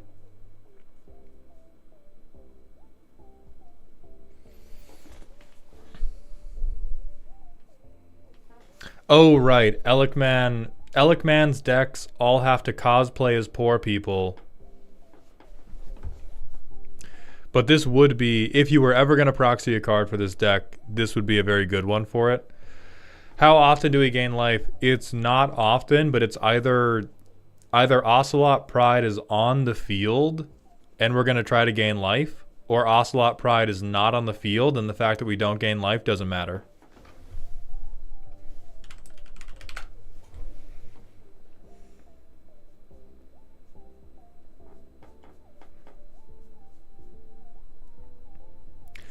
So here's the problem with Hellrider is Hellrider is 4 mana to then delay the payoff by a turn every single time.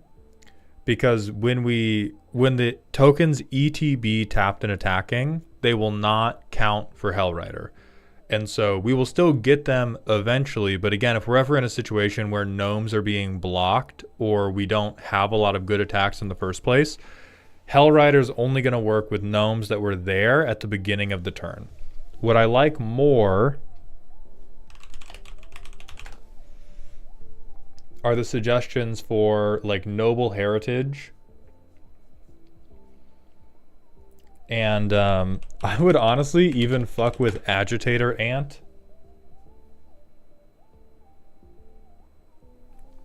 Like goading stuff to clear away blockers and having a thing. Like for me in this deck, 3 mana says I play this after I play my commander, and then I hold up a 1 mana protection spell.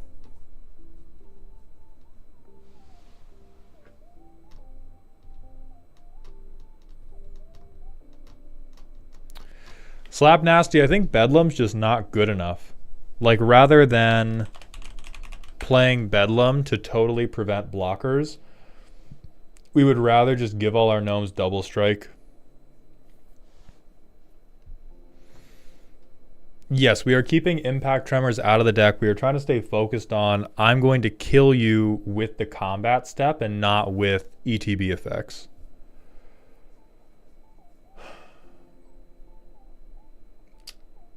I think the guy you have, the Ox version of Selfless Spirit is better than Selfless Spirit.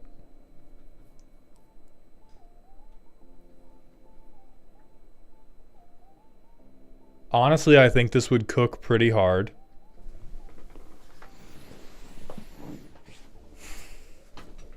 I think Jorkadine, even though it's not 100% a finisher, cooks really goddamn hard just to say like 5 mana, I'm going to really accelerate how threatening I am. This guy's not bad. I'm not sure if we need him.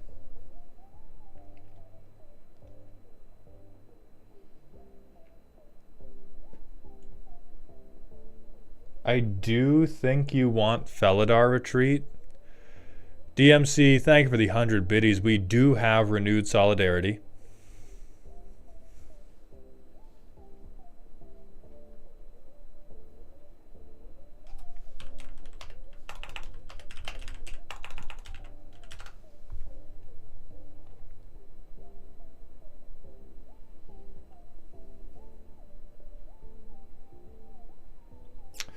So again, classic MH3, good card. Good cards cost money.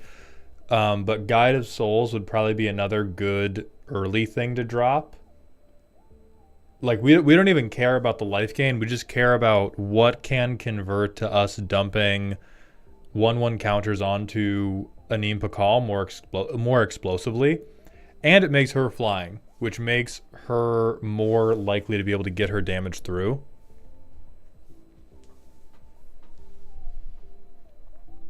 Gonna second Blade Historian.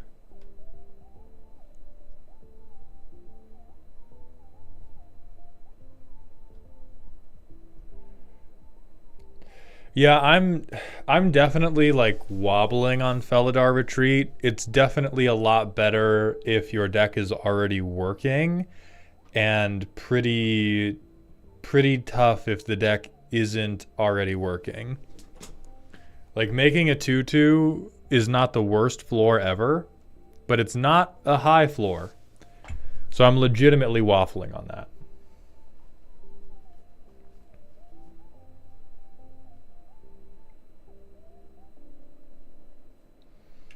Not Bazriket.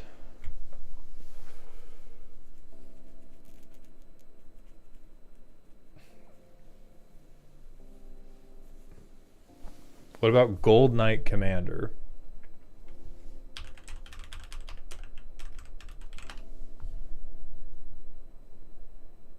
We have this already.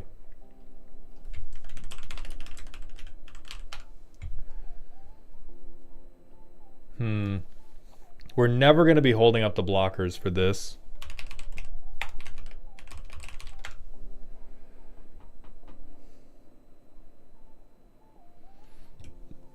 This would be quite a good card, but it might be too much mana to hold up.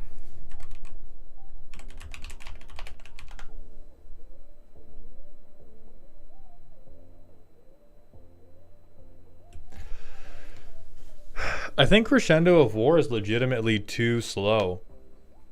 It's so turn 5, this becomes turn 5, this is +1/+0. Turn 6, this is +2/+0. Turn 7, this is +3/+0. Turn 8, this is +4/+0. And we have already given up. We don't care about giving a Neem double strike oat milk.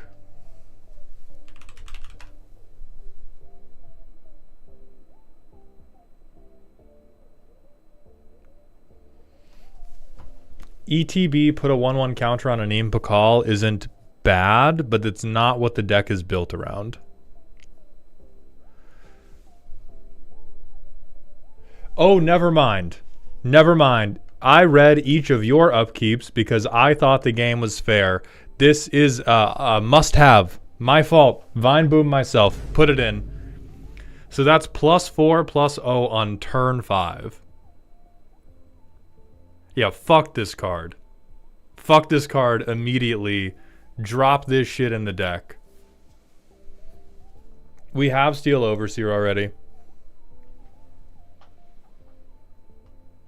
Okay, that is fucked up and awful. We don't give a fuck about Unwinding Clock.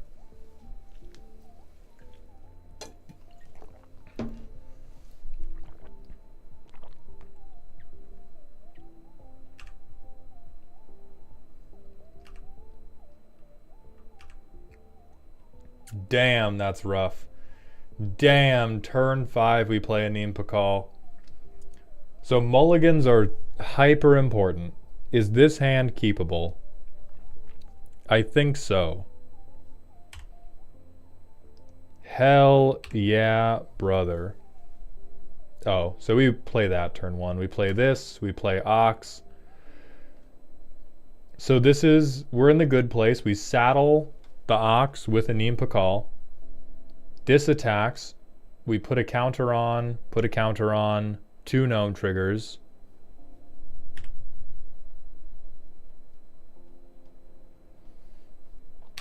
Turn 4.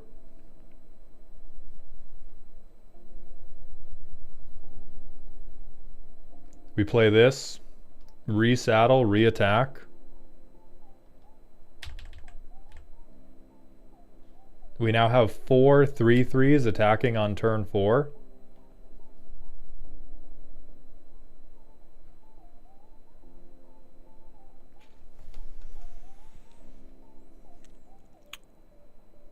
Whew.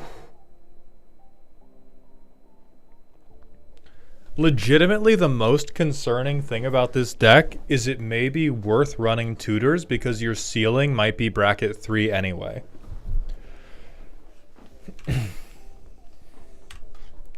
Right? Like, obviously it's obviously we're in Magical Christmas Land, but what else can we do to... We can't cast this yet.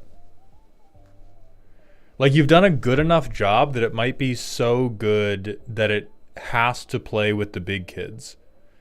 Because the good hands we've seen out of this are incredible heat. The good hands we have seen out of this deck are a 90-mile-an-hour fastball straight into the scrotum of whoever you're playing against. And a lot of the bad hands are from, like, not mulliganing.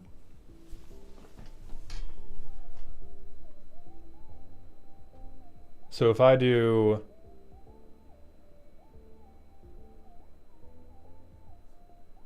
I mean, fuck it. I blow something up. I blow something up just to get an extra counter on. I saddle again. I attack again. 2 counters go on. And again, for the VOD, we are in Christmas land on Santa's lap, and he's telling us we've been a very good boy. It is incredibly aspirational for us to make it through 5 clear turns of obviously being the problem and not get our shit removed. That said, it's turn 5. We've had a good hand. I don't even think this is a god hand. I just think this is a good hand. 1, 2, 3, 4, 5, 6, 7, 8, 9, 10, 11, 12, 13. We're swinging 39 damage worth of gnomes. And we can Thraben Charm for 30 damage. Like, that's crazy. That is that is a lot of fucking damage to throw around. And I think multiple iterations of this deck can draw opening hands that do that.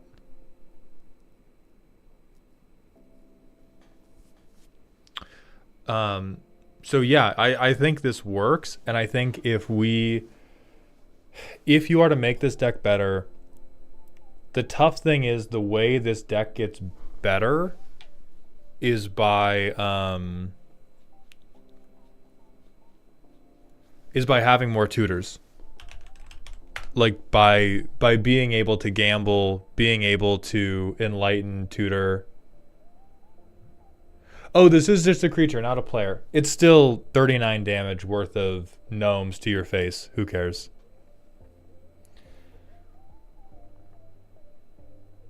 And then in that case, for anybody being like, actually, what do we do about propaganda? We do Thraben Charm. Bang, bang.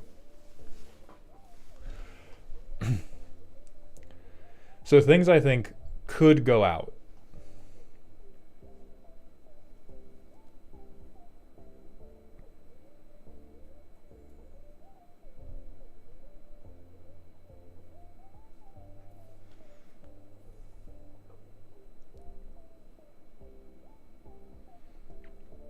I am inclined to believe Mikaeus is actually a little bit slow for what the deck wants to do.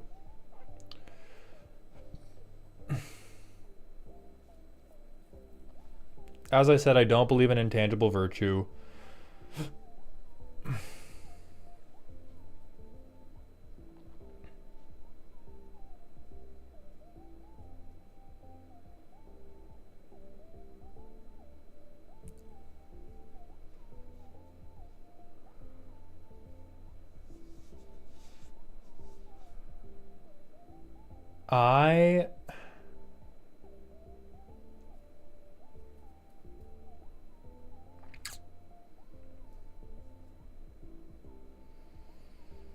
God, the rest of this, the list really is tight enough that I don't think you have a ton of hyper obvious cuts, except for, I mean, that gives you a throwaway attacker.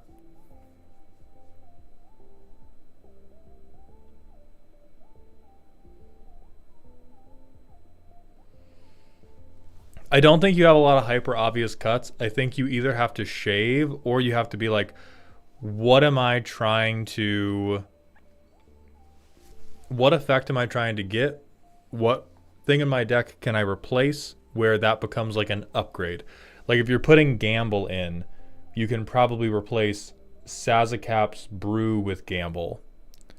If you're putting,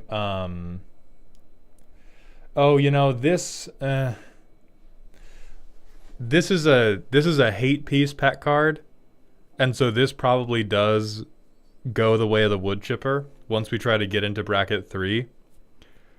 I like it a lot. I think it's an incredibly fair stacks piece, and the Aristocrats players should shut the fuck up. I think if we try to make the deck like stronger, you're just swinging out on the Aristocrats player first.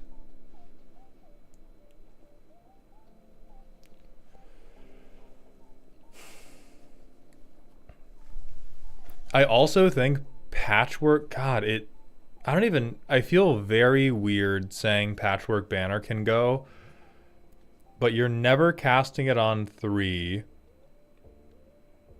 You're never casting it on 3, and I don't think the +1/+1 is enough. Like, I think you would rather have Tempered Steel, or in this case, you would rather have like an Enlightened Tutor.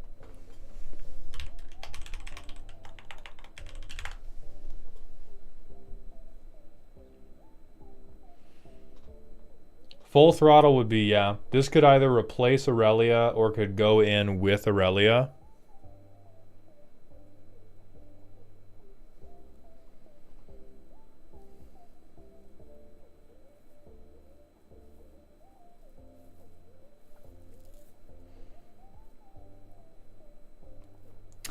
I think Redoubled Stormslinger is cute, but is worse than...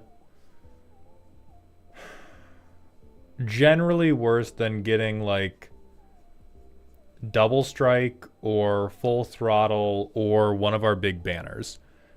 Like if we compare it to Tempered Steel, Tempered Steel is better than Redoubled Stormsinger. Oat Milk, we're not putting Impact Tremors in because we have Riz. I don't think you cut Divine Visitation. Even if it non-bows with the artifact strategy, it's one of those non-bows where it's like, you don't care. Either the artifact strategy is working, or the Divine Visitation is working. Both situations are fine.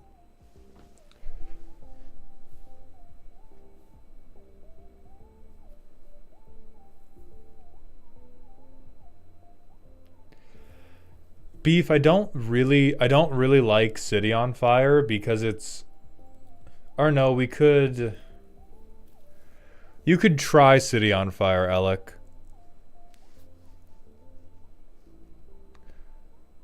And Alec, truly, I think Aurelia is fine. I think you probably have both Aurelia and Full Throttle rather than or.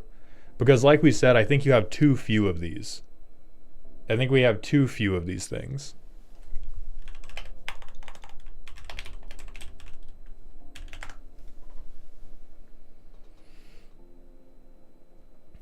So here is a PBS literacy moment for the suggestions of Horn of Valhalla.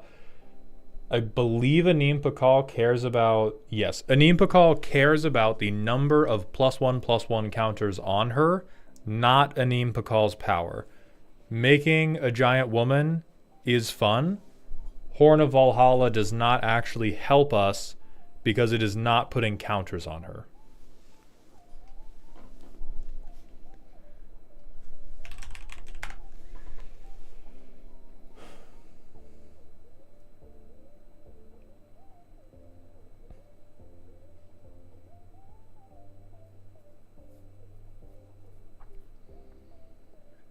You might be able to rock with this.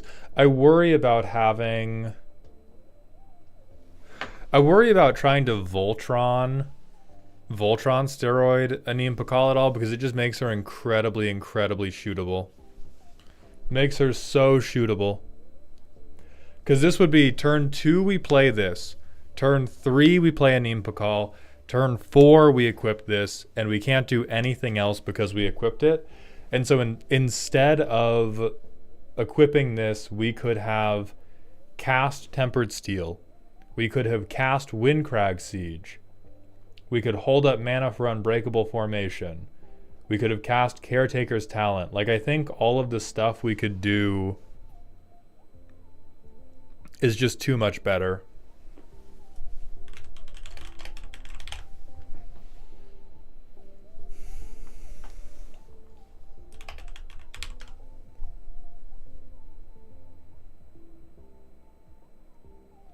Absolutely not.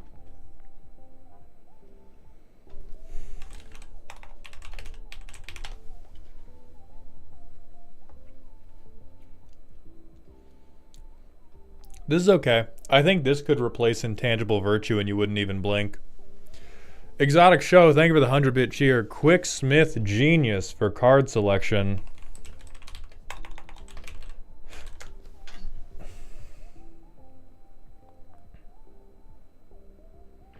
Ooh, I do like this. Even though it's not card advantage, that's really good at solving a lot of moderate hands. This is really, really powerful at fixing a lot of like you can definitely change demand answers or goddamn Staff of the Storyteller for just like swap, swap, swap, swap to one of my bombs. We have Duty Beyond Death, I believe. Yeah, we have Duty Beyond Death already. Late, but do we have Extrude in here?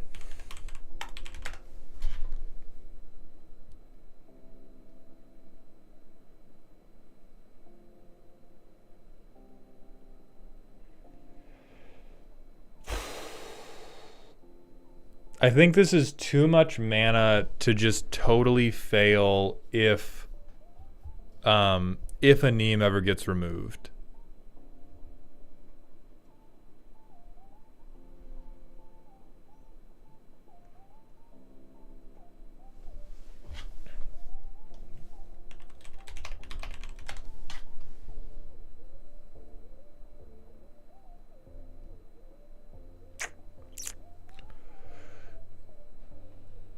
This is the type of Hail Mary where this one also sucks because it's like dead in hand if we're not already doing something. But then again, so's Full Throttle and so's any of these banners. So it's going to be difficult to get away from dead in hand if we're not working, period.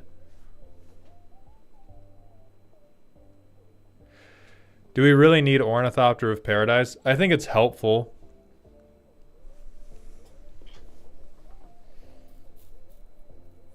I think having non-gnome flying creature that we can swing.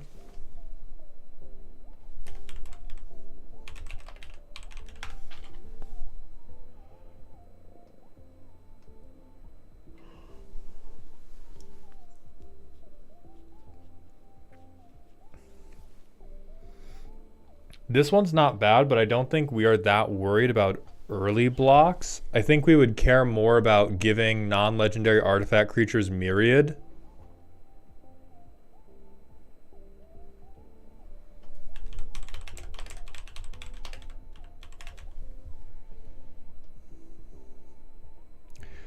Like this would be another top ender.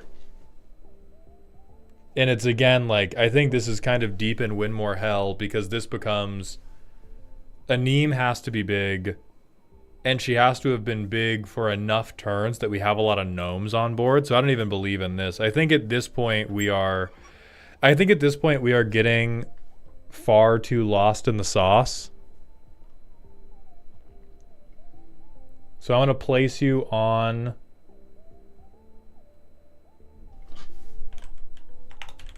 We're going to place you on the pyramid. I think it's going well. I think you're like here because we don't have a funny gimmick. We have very much I want to make a solid and cohesive aggro deck, and I think we're doing a pretty good job of that.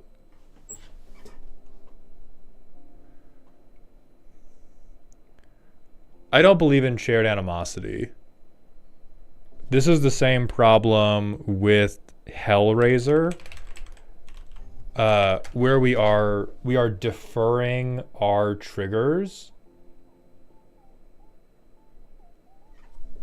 Like we are putting triggers on layaway because it's an attack trigger that all of our new gnomes are going to miss and only the old gnomes.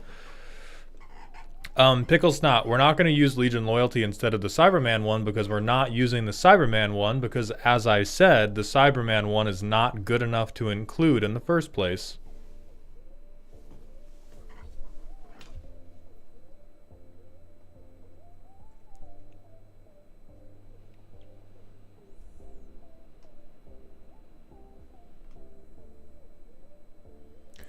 But yeah, I think this becomes a deck where you give yourself the gift of having tutors because there are a few things that are infinitely better than the other stuff you have.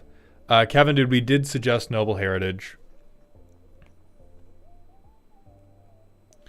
Lil Oat Milk, this deck deals with flyers by killing the flyers.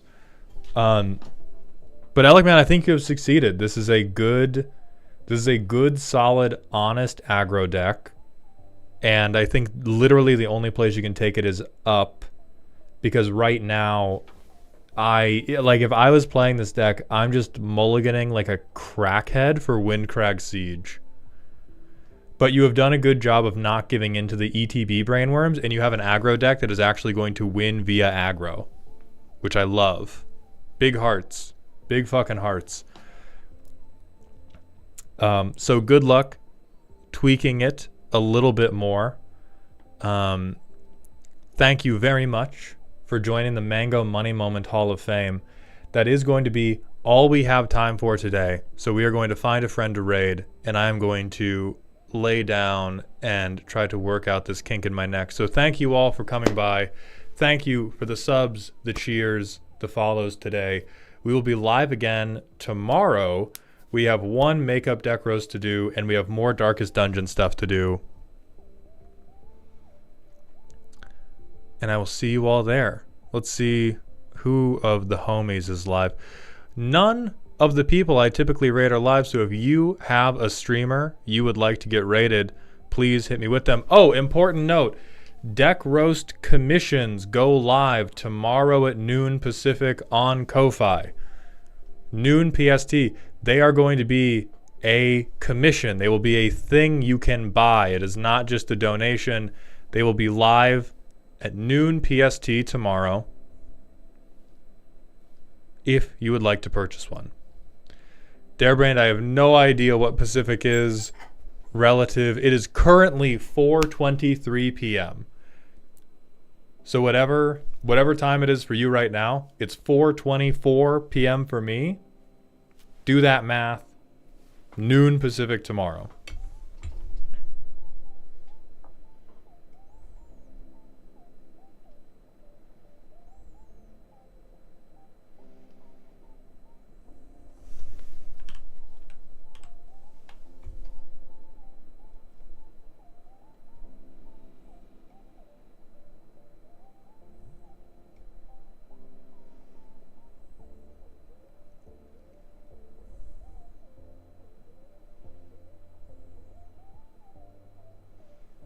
What's up, Nox? You have come to stream just in time for us to raid. When would the stream be for those commissions? So if you purchase a commission, I email you, and it's throughout the month of May. So it could be end of May. It could be as early as next Wednesday.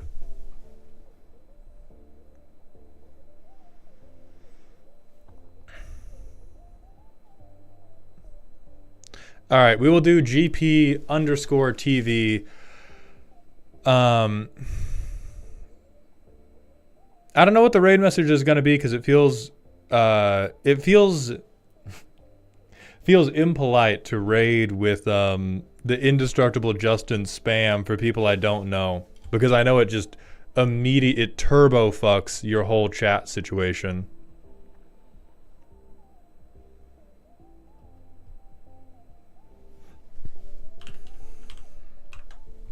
But we will raid GP.TV. Nope, definitely not Goon Squad released. We're definitely not going to mention gooning.